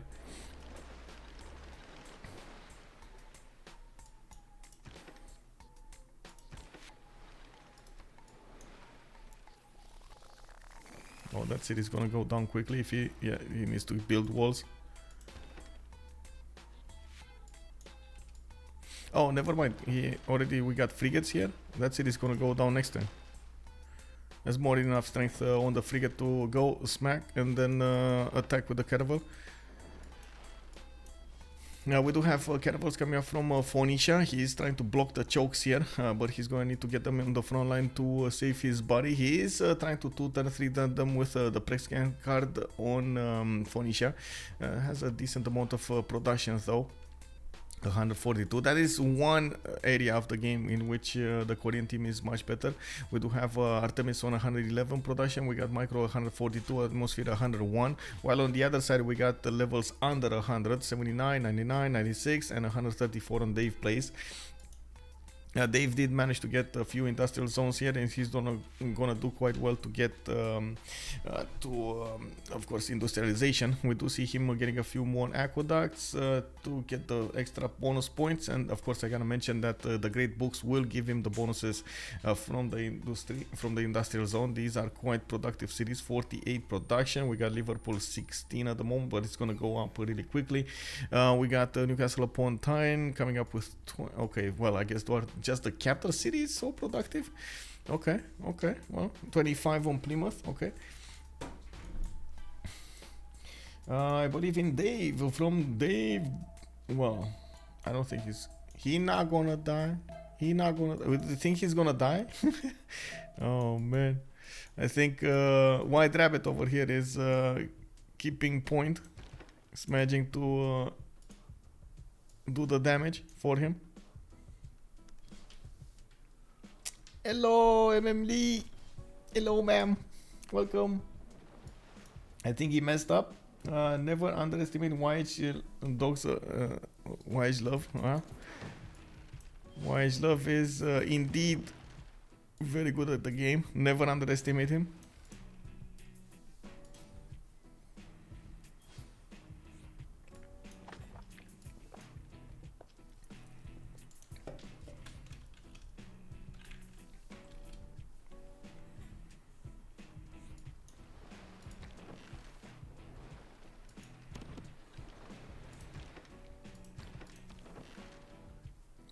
I'm curious if he's gonna keep on attacking the city center or just use his frigates. Okay, there we go. I got my answer.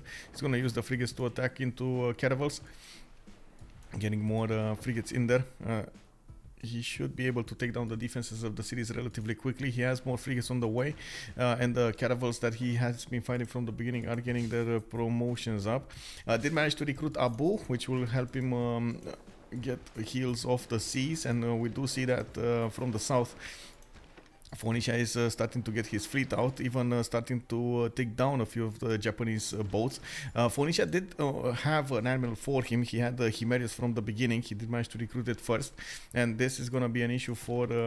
wait, did he just activate Himerius? Oh, he has Francis Drake, okay. He did manage to get those points, and he's going to be in a much better spot attacking into Japan. This is going to be a bit of an issue now that Phoenicia is going to get a fleet out. Japan is to put more boats into the water. He has been trying to sim a little bit behind all of this attack, and WhiteRqbbit did arrive at 77 science with 55 culture, while wait, YHLuv is 0-0. Is he in a oh my god, he's in an anarchy. Man, wow, okay, this is just not YHLuv's game, honestly. Oh, we got boats from Dave and Spain going against England over here. They're still gonna need something like frigates to actually punch through the two tile choke, the one tile choke that England is gonna get to defend behind. You can see England is slowly getting back. He's gonna need another admiral though, so he can activate Dracola. He's gonna have strong fleets to work with, and from what I can see, he did manage to settle a few more cities. Atmosphere is 70 science with 27 culture. Not that far away. I mean, on the same level as Mr. Toe 70, and of course we do see Philip II does have a much more culture to work with. We got Mr. Toes also getting the first knight, and he's getting pillaged all over the place. Okay, I mean, it's fine. Honestly, it's fine. He's just getting pillaged. YHLuv being as obnoxious as possible. Dave from Dave Gaddis, yes. The main... where is the main man? Where is the main man? Also, hello there, Mr. Stadler. Hello there, sir. YHL is in anarchy for oligarchy legacy card. Yeah, he wants to go back to oligarchy for Gov Plaza building. I mean, yeah, but that's still... wow. That's still 0-0. It's not that usual that we see that happening, but anyway, it's fine. Let's see what's going on here. Oh, are we gonna call it now? Are we gonna say that Japan's fleet is gonna go down? It looks like it's going down. We got frigates coming out from France, managing to deal the damage against the Japanese boats. We got a lot of Phoenician caravels coming out to fight here. And there's a line of boats coming out from the main cities, and he is hard building them like a madman. We do have him getting lighthouses for the extra... trade routes, and he is generating a lot of gold, 185. And of course we do see the main caddy, the main man at the moment is Dave. Said if he had gone straight to Spain with the ironclad, could have bought both coastal. Yeah, I think so. I think staying a little bit for Yerevan and then showing his hand with galleys to Seville was the biggest mistake of the game here. But oh well, we'll see. We'll see how this evolves. He's still gonna have a good defense behind the one-tile chokes. It's gonna be hard for England to pressure this until battleships. No, I think only battleships could actually take this down. Otherwise, he could just England could just defend over here with borders, with the ability to heal and so on. It's gonna be hard, very hard to pressure. What do we have here? Okay, nothing is happening. It's cleanup time coming up from Schuhmut. On this side, we do need to see the moves. Of course, WhiteRqbbit over here is trying to fight in a 2 versus 1 situation. We do have frigates coming up from France, and it does look like Phoenicia is bringing those boats to bear against the boats of Japan. they started trading, and it doesn't seem like at this point Japan has any more boats to work with, or a decent number of boats to work with. Japan just got exploration going for printing. He is going to hard build his caravels, and he just plugged in the press gang card. You saw the caravel went from 4 turns to 2 turns, while he's going to get an industrial zone from the city of Kyoto. Wait, is that what? I don't understand the placement of these but whatever, it's fine. It seems like he could have had such a good industrial, whatever, it doesn't matter.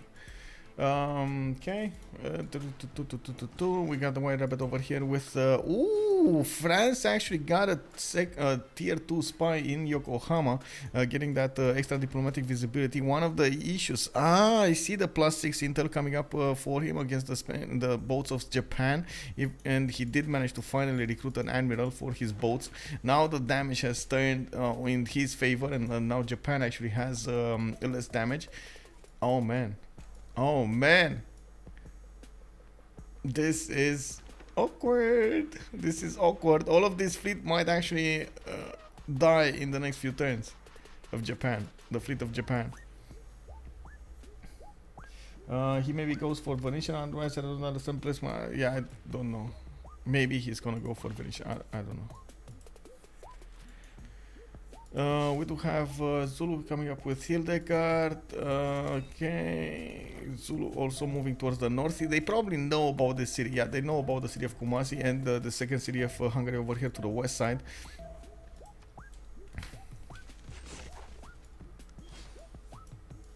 Okay, Buenos Aires did get de-levied.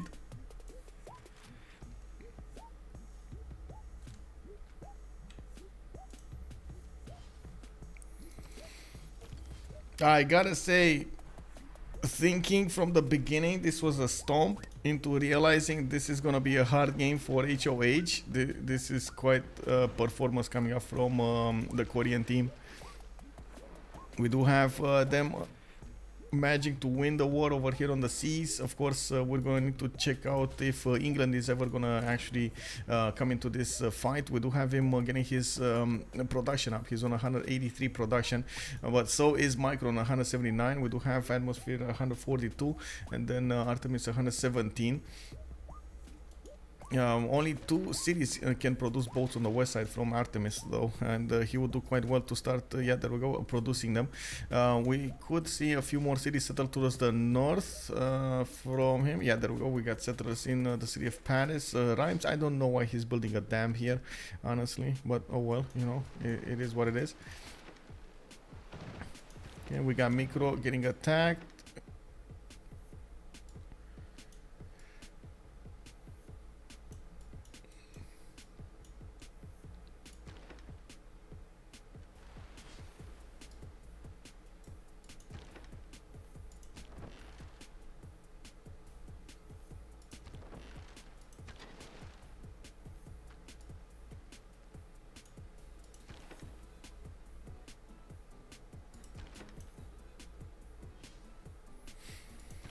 France could take down another 2 of the boats of Japan over here if he actually wants to. I don't see him wanting to though. He's keeping them quite close to the borders. Maybe he just wants to keep them for extra support or something.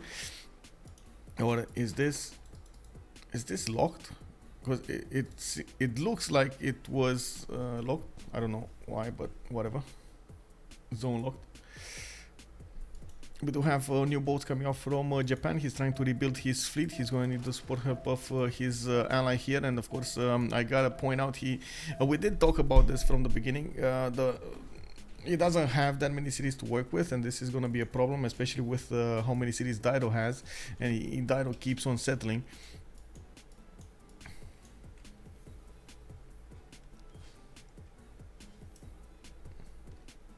Oh well, we'll see. We got also Spain managing to get some boats out. He did defend properly against the units of Hungary from the north, the levied units from Buenos Aires. Now he is going to need to keep on expanding and of course getting to a higher strength, while he did try to pressure the south over here, the choke point towards England. This is not going to go anywhere. I think actually at this point the English fleet over here on the east of this choke point is a bit useless. He would definitely be more useful on the east side, going against Dido in this 2 versus 1 that's happening over here, turning it into a 2 versus 2. Okay, Clifton 34, thank you so much for the follow, sir, and welcome. If you remove Hungary and Eleanor, the game looks kind of even. Why Eleanor, man? I take it Zulu kill Hungary almost. Trojan man, good evening, sir. Good day to you, sir. Actually, we did have almost a kill over here. Buda and Iger got taken down. One city got razed to the ground from the beginning, but still there is Kumasi alive and Shekes Fehervar. He's trying to get there as soon as possible. Schuhmut is getting those imp cores to Kumasi as soon as possible, and we're gonna see. It's good morning. Oh, good morning, good morning. I think I actually need to start. Wow, relic 1067. Interesting. Well, the gods of civilization did say Japan needs more help. Send him a relic.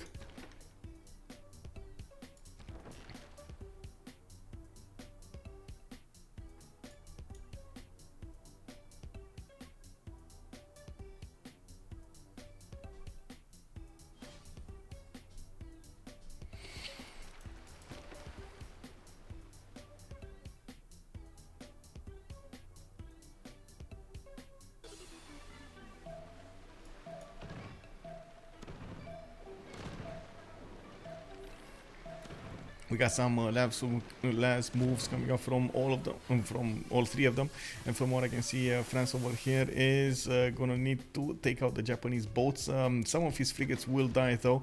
Looks like there is a level 2 frigate that will probably die whatever happens. Oh, maybe not, maybe not. Let's see. Maybe the boats are gonna go down. No, it's gonna go down. WhiteRqbbit over there couldn't let that live, and we do see he's pressuring quite a bit Phoenicia as well. Quite surprising, Phoenicia didn't get his boats out fast enough through the one-tile choke, and as we can see over here, France started to get a few privateers in the water. Does need to use his frigates to attack in, caravels and frigates to attack into the boats of Japan to dwindle the numbers, because otherwise Japan is gonna get to his critical mass here again. And as you can see, Phoenicia is benefiting from quite a few cities building up his boats. It's just a matter of getting them through that one-tile choke, which is kind of far away from his main cities. We do have Zulu also starting to get back his sim. Unfortunately, he doesn't have an economy to speak of, and it's going to be hard for him to get to the next tier population level to put down the next districts. We do have finally a harbor coming out from Qualo Mendellini. Ulundi getting his foreign ministry, and from what I can see, of course, he's trying to make the most out of the conquered cities of Buda and Ija. So much military going against Kumasi. We do also need to see how England is gonna try to work this. It's gonna try to, oh my god, use that 181 science and 233 culture to counterattack into the units of Artemiss and Micro. Micro over here, because he did go for a second pen brush and voice golden age, couldn't actually get more than 100 science. He's barely on 99 at the moment, but he does have a lot of gold to work with, and of course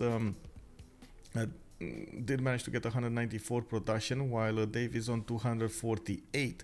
The production is a bit of a problem here on HOH across the board, except of course DavePlays or Dave carries, you never know, man. We do need to see the theater squares coming up for him, and I do have to point out on Monday, I understand we're gonna have a new version of BBG on tomorrow, which is gonna nerf Eleanor. It's gonna go from a +1 how to say bonus from his books to from a +2 to a +1. I mean, Best relic in the game indeed. France didn't lose cities. No, he did not actually. He keeps on pounding over here on the boats of Japan. Did manage to get an admiral right on time. He did hard build a few of his units, and by the looks of it, Phoenicia is not giving up on counter-attacking here. Micro is gonna want to keep up with his opponent.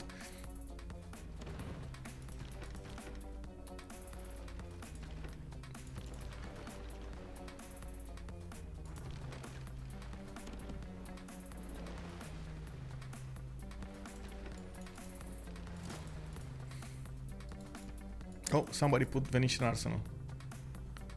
Who put Venetian Arsenal? Venetian. Hello? Not here. Here. Oh yeah, there we go. 10 turns Venetian Arsenal in the Atmosphere's Sheffield. But that's James of St. George, just a war engineer. That's not the correct... I thought he had something like Isodor. Not gonna work. Not gonna work. Rafifi, bonjour, bienvenue.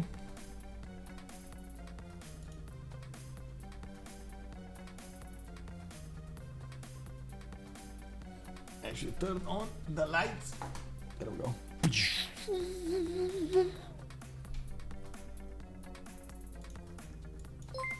Fail underscore please. Hello there, sir, and welcome. Recap. Rafifi asking for a recap. Okay, monsieur. Okay, so let's see what happened from the beginning. From the beginning, we did have Zulu spawning next to Hungary. Hungary did try to put 3 cities over here. One right here on his Burica Great General. While we weren't watching, there were quite a few units that did sacrifice their life to take that city, and they did manage to push through, raising the second setter, I guess, of Zulu. Zulu did the second settle of Hungary. Hungary did remain on 2 cities, and from then on, he managed to get a general. With Zulu getting a general, they traded punches a little bit. One city of Spain also got taken down by Hungary over here, Bilbao. It was an eye for an eye trade, and then we did notice there was an attack on Nordwengu, but that city did stand tall. We did have a few simming positions over here coming up from France and Phoenicia. Also, Victoria did fight as much as possible for those admirals and did manage to acquire quite a few of them. They kept Spain out of the naval fight for some time because Hungary kept on pressuring him from the north towards the city of Valencia, towards the city of Madrid and so on. Couldn't actually keep up with all of the necessary sim for a naval battle. And now we do have Spain coming up with a few boats, England coming up with a few boats against Victoria. Victoria did show up with an ironclad on the shores of Spain, but couldn't actually get there in time to attack into the galleys. There were caravel fleets upgraded, and that was it. Now he did retreat to the choke point, and he's gonna stand over here. We didn't have a massive naval fight between, and we still have actually a massive naval fight between Japan, France, and Phoenicia. France did fight at the beginning against Japan. Japan did have the admirals, the +5 bonus from his shallow water tiles, and so on. It was quite a problem for France to push through. He did get pushed back, lost the majority of his fleet until he actually needed to retreat towards the safety of the city of Marseille and Toulouse. Then it was Phoenicia that came from the one tile chokes to the south, bringing more navy to bear against his opponent over here, and turning the tides of war against Japan. In the meantime, France did manage to recruit an admiral for his side. He did also manage to get quite a few of these frigates, and he, as you can see over here, he is doing a decent amount of damage against the Japanese units. Now we're waiting to see what and how YHLuv is gonna do over here. He's only on 1 city, and he's in danger of losing that city to, of course, Zulu. Schuhmut is not that far away from getting there, and Hungary just doesn't have enough production to work with. He's gonna try to chop another settler and maybe go towards the west. I do have to point out the second this massive army of Zulu gets next to the cities of England, he's gonna start doing very nasty things to the mines over here. Very nasty. You know, he's gonna do things that we cannot actually say out loud on Twitch. Very nasty, very nasty. We do have England also starting up Venetian Arsenal. He is going to try to chop it out. As you can see, he does have a few builders, and he is going to try to get some advantages from having Venetian Arsenal on his side. I think it's a bit too late though. It's yeah, I think it's a bit too late. Anyway, we're gonna need to see. And mostly I'm thinking it's a bit too late because Dave is on 200 science and 273 culture. He has a very good result over here on the E side. He has been free simming for quite some time, and did manage to get his sim up very nicely.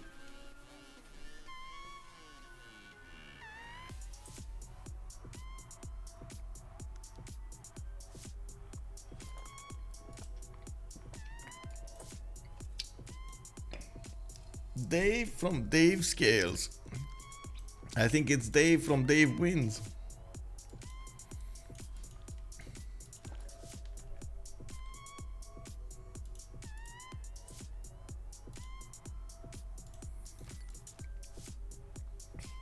No, but really, wasn't there the main man, Peter Pan, playing on HOH as well? Where is he? Groovy, hello there. Hello there. Wait, you thought it's Dave Carey? Maybe it's Dave Scary.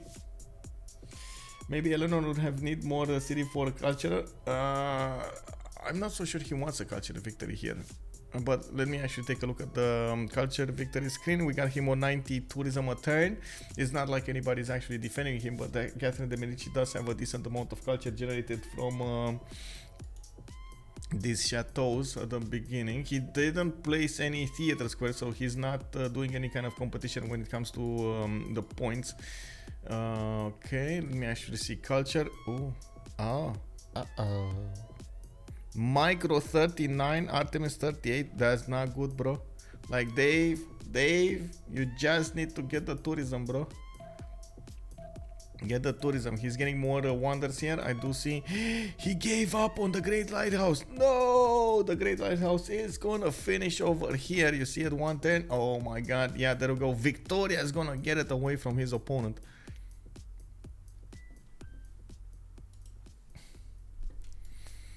Hey Groovy, are you ready for tonight, by the way? Oh, hello. Thank you so much, Armada Siracusa. Thank you. 5 gifted subs. Amazing. Very nice. Very nice. Mausoleum Hadikarnasu hasn't been done. No, I don't think so. Also, Toby, welcome Toby Z55. Project Soft. Hello there, sir. QDex. Hello. Medicine 070. Oh, wait. Project Soft is, I think it's a ma'am, right? Hello there, ma'am. Puppeteer 1984 and Medicine 017. There we go. We got a few dreamers. It's not tonight, man. I take part of the Civ show tonight. Come on, we're gonna get to talk with Moisos, with Nystagmus, with the big boys over there. Of course, the Raising Zozo. And we do need to see who's gonna be the, if there's gonna be any other invitee over there.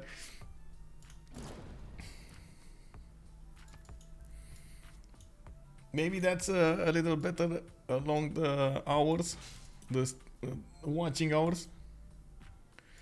Okay, is anything happening over here? Yeah, we do have France pushing his advantage against Japan. Now these frigates are dealing massive amounts of damage against the Japanese boats. And we do see France is not going to stop on this. Phoenicia did stop for a little while to stay to take Mohenjo-Daro. And I believe he's going to need to keep on going right now. 2 turns industrialization, 3 turns nationalism. We do have Micro also having quite a few boats over here still, like what, 3 caravels, 4 caravels, no, 3 caravels and 3 frigates that need to move out, while Marseille did stop building boats and Toulouse is, did put down a campus. They think they're safe enough, but I'm not so certain, especially with Japan's cities turning out with a lot of caravels.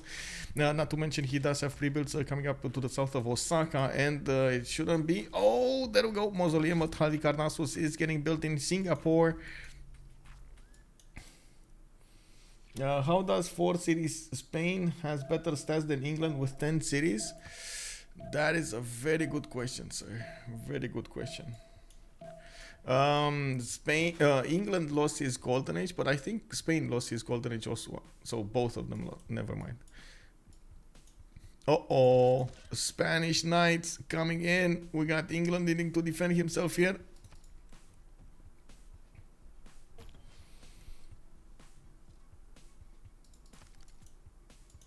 We'll see what happens. He's trying to chop that Venetian arsenal. I guess it's gonna have a few bonuses here. I don't think it's gonna give him the win though. That's only 75% production towards boats, towards of course in all cities, and we're gonna need to see if that's gonna be enough to counter the production of England and Spain. It's not like Atmosphere has a lot of production to work with. He's on 182, and even if he works all of his cities, he's not gonna be on the same production level as DavePlays. Man, Dave carries, Dave wins, Dave plays, Dave does everything. Stand. We do have a few more turns. Oh, F, bro, F. Please, everybody in the chat right now, put an F down for Monsieur YHLuv. He is dying. Var is gonna be doomed next turn. He made an amazing performance over here in a 3 versus 1 situation. He did manage to poke so many times at his enemy. Did manage to get a city away from Spain. How did he do that? And then we do have him well, staying alive until turn 74. That is a performance. I don't know if we have that many players that could have done what he did in this situation. Is that settler getting away? I mean, you see, I don't think he's gonna manage. I mean, even if he gets here, he's still gonna die. He doesn't have enough. No, he's not getting away. He doesn't have enough movement to move and settle. He's only on 2 movement. The roads are not upgraded enough, so he can move faster. I don't think he just needs to take the city, bro. There's no need to take the settler. Massive F here, massive F.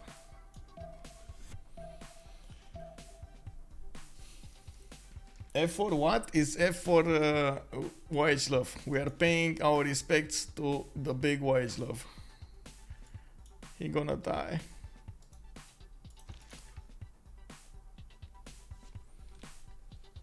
Yeah, even if he settles, it's just, I mean, 3 more turns, bro. You know, 3 more turns of military alliance. Somebody's gonna lose a military alliance. We don't know who, but somebody's gonna lose it. It's probably gonna be either Dido or France. Catherine de Medici. Let's see the first move. Schuhmut! Attack! Unleash the hounds. There we go. That's it. Ding. Ding, ding, ding, ding, ding. Well, that's an F. That's a big F over here. Hungary is no more, and we gotta check out who lost the military alliance here. These boats. Okay, so France still has a military alliance. Phoenicia doesn't have a military alliance anymore. Okay, that's a problem. He also has the most production, and it is unfortunate. He's going to need to put so many boats. I don't even think the boat number is going to help him in this scenario, honestly. Oh well, we'll see. Yeah, no more military alliance on the Phoenician boats.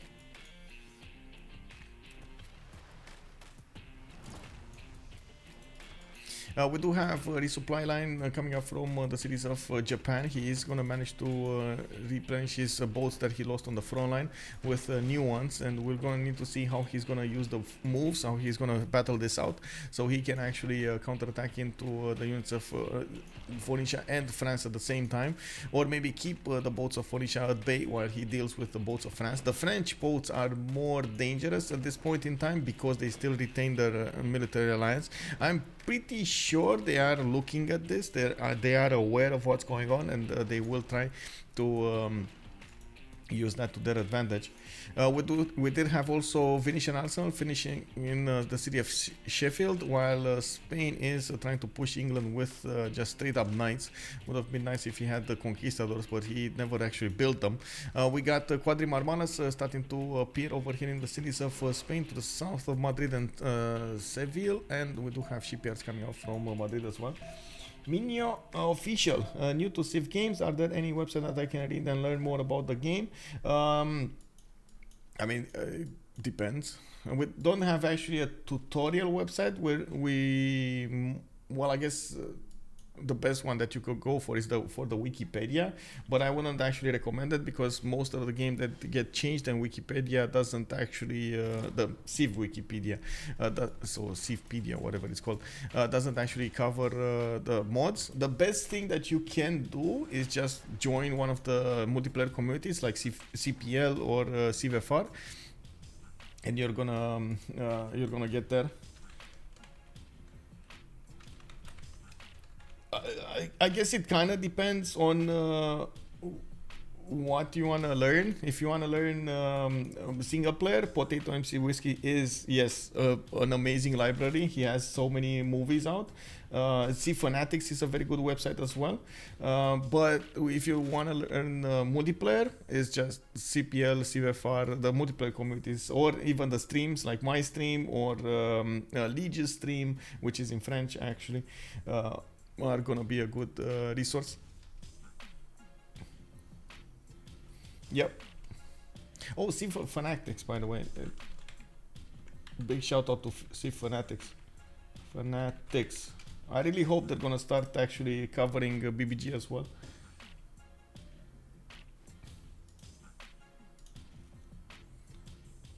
Yeah, with much pleasure. Also welcome.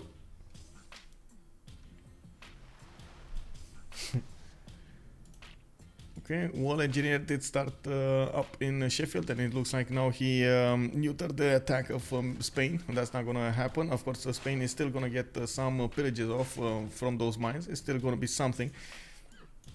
We do have actually France retreating a little bit, while Phoenicia did get to core up his units here. Thank you for the follow, sir, and welcome. We do need to see how this is gonna be, huh?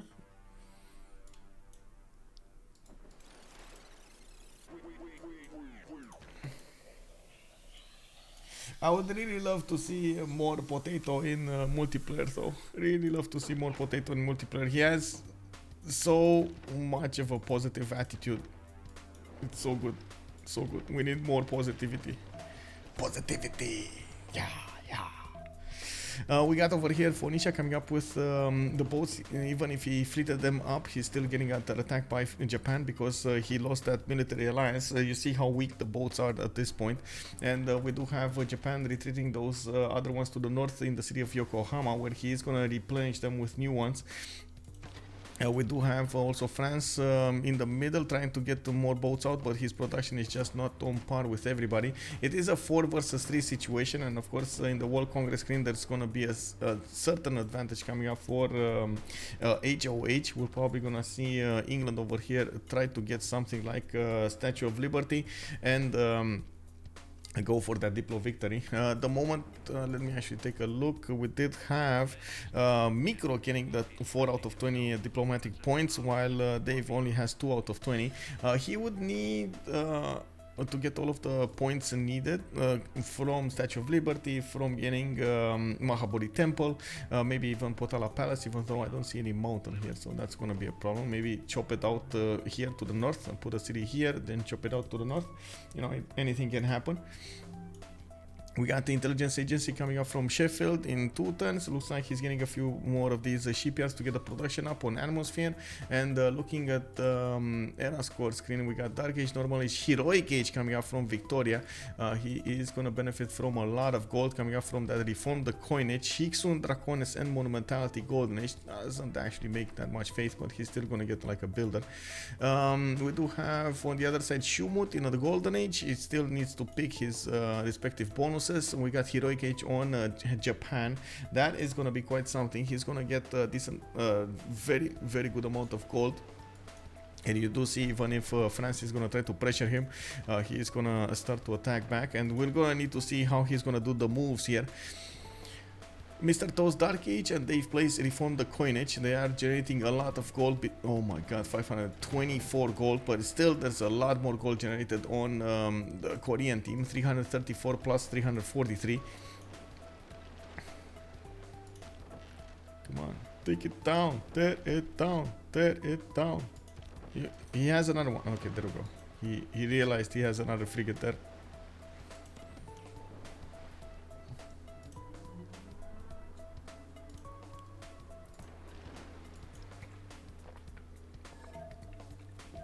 Oh, we got a GG called out. Micro is conceding the game. We do have our 5th slot coming out from CPL. Now they're gonna need to fight against the 3rd from the wildcard. I believe it's Copa de something. CP. I don't know exactly how to spell it out. Let me actually take a look. Quick peek over here. What is it? Where is it? Streamers wildcards info. We got PDC. That's the team name. PDC. I believe it's a team coming up. Push de Capacetinho coming up from the Brazilian tournament.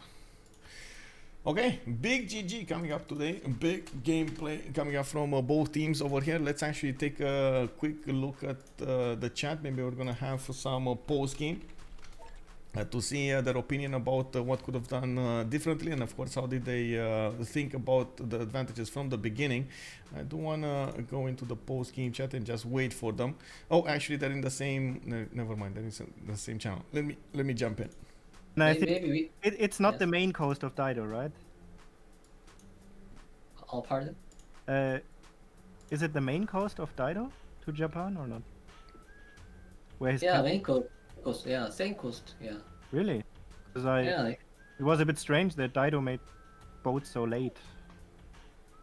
He go Pembroke, maybe double Pembroke. Sure. I mean, yeah, I always.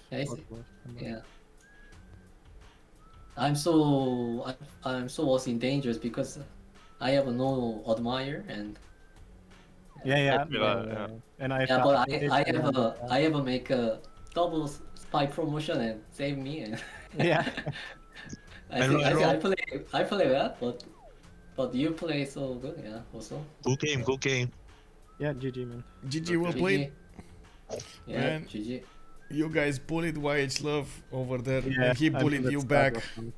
He got you, man. Dude, sorry, I'm very noob. Sorry. It's okay. See you later. Maybe I play with CPL game. Maybe can I play? Yeah, they do not play with me back because I'm noob, but I don't know. Maybe you go to nervous streamers. Wow. Yeah. Shots fired, bro. Shots fired. Yeah. No, I mean, France played well here. He only had 2 cities on my side, and he. Yeah, I have only 2 cities on my side because I have because you're Dave free sim. Our team need to. I need to play instead of him because he don't need to sim and I fight. Yeah. Like you, yeah, like you, Japan, yeah. But so maybe I put more city on coastal. I don't know, but I mean, I saw you have Victor 3, but I also have Victor 3, but on the other side. Yeah, it was a good fight. I think it was just unlucky with the spawn for YHLuv. It was just. Yeah, it was so fun. Yeah. Anyway. See you later, guys. Yeah, GG man. See you. Yeah, GG, well played. GG. Bye. Yeah.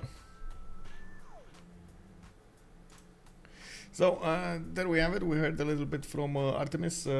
He was the player playing fans, and we did. Well, let me actually unmute. Maybe we got someone. No. Yeah. Who? Are you on the server, Mr. Toast? Which server? The CVC server? Yeah, you need to get there. Yeah, I'm there. Yeah, but who is on our enemy? Who? PDC. They are PDC. called Yeah, PDC. Push the Capitano. Yeah. Jack, Hug, Atuna, Chandler, Neely. I never heard anyone. Which nationality? Is this? Brazilian. Brazilians, okay. Yeah. Is it the best of 3, right? Yep. Please schedule them as soon as possible. Yeah. Huh? Guess our time zones match, no? I don't know about that one. But yeah. Anyway, good performance. Did YHLuv over there did keep Spain on his toes, on his literal toes over there. Oh man. I was fuming. It was not a fun experience. I can tell you that. I can imagine. Dude, and he was slapping through walls with like 10 horses as well. I was like, what is he doing? Yeah, sacrificing, no care at all for him. Yeah. Yeah, I mean, I guess he played well in that situation because he dies eventually. Tries to grieve at much people as possible. Yeah. Yeah, I mean, he lost first expand and was next to Zulu. Right? So just... And all of you were so lucky with no city states next to you. Like, this was unbelievable. He couldn't levy anything to attack into. I'm not sure if on continent islands Hungary is good. I'm not sure. Because there's also a lot of them spawning on islands and stuff, you know, kind of far away. Yeah, true. Anyway, GG, well played, and can't wait to see you in the big games. Yeah, can't wait to get found by change of circumstances. Yeah, there we go. Well, we'll see what they're gonna do also. Well, we heard from a little bit more from HOH. They will meet PDC on the battlefield in the next week, getting a best of 3 to decide what's going to happen in the wildcard. And of course, who's going to get the extra slot, the last slot coming up in the CWC. We're also going to have next week to get those groups going, and of course the group draws, and we're going to have probably an announcement tomorrow. Ideally, we should have started the CWC next week, but I think with all of the changes and too little time to get everything done, we do need to get the details from the players, the graphics, get all of them with the tags and so on and so forth. It's a bit too much to deal in too little time. And it's not like we have that big of a team to do so.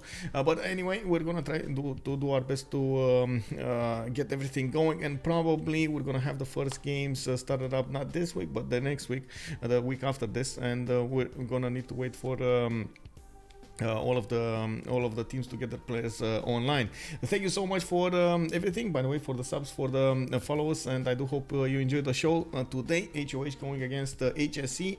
Highlands did manage to get a win in this best of 3 series with a 2-0 advantage.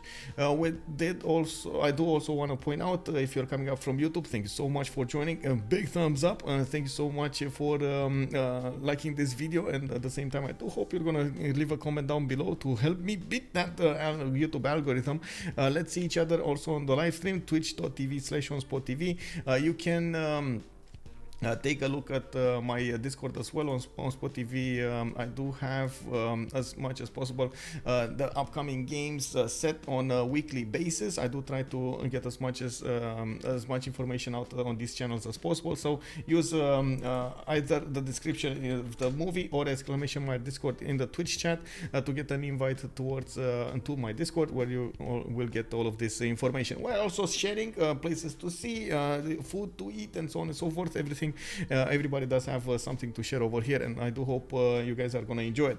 Thank you so much for everything. Let's see each other in the next one. This was Michael for OnSpotTV stream for, of course, the CPL qualifiers. We're just a few days away from seeing the big games started in the CWC. Have a good evening. Bye.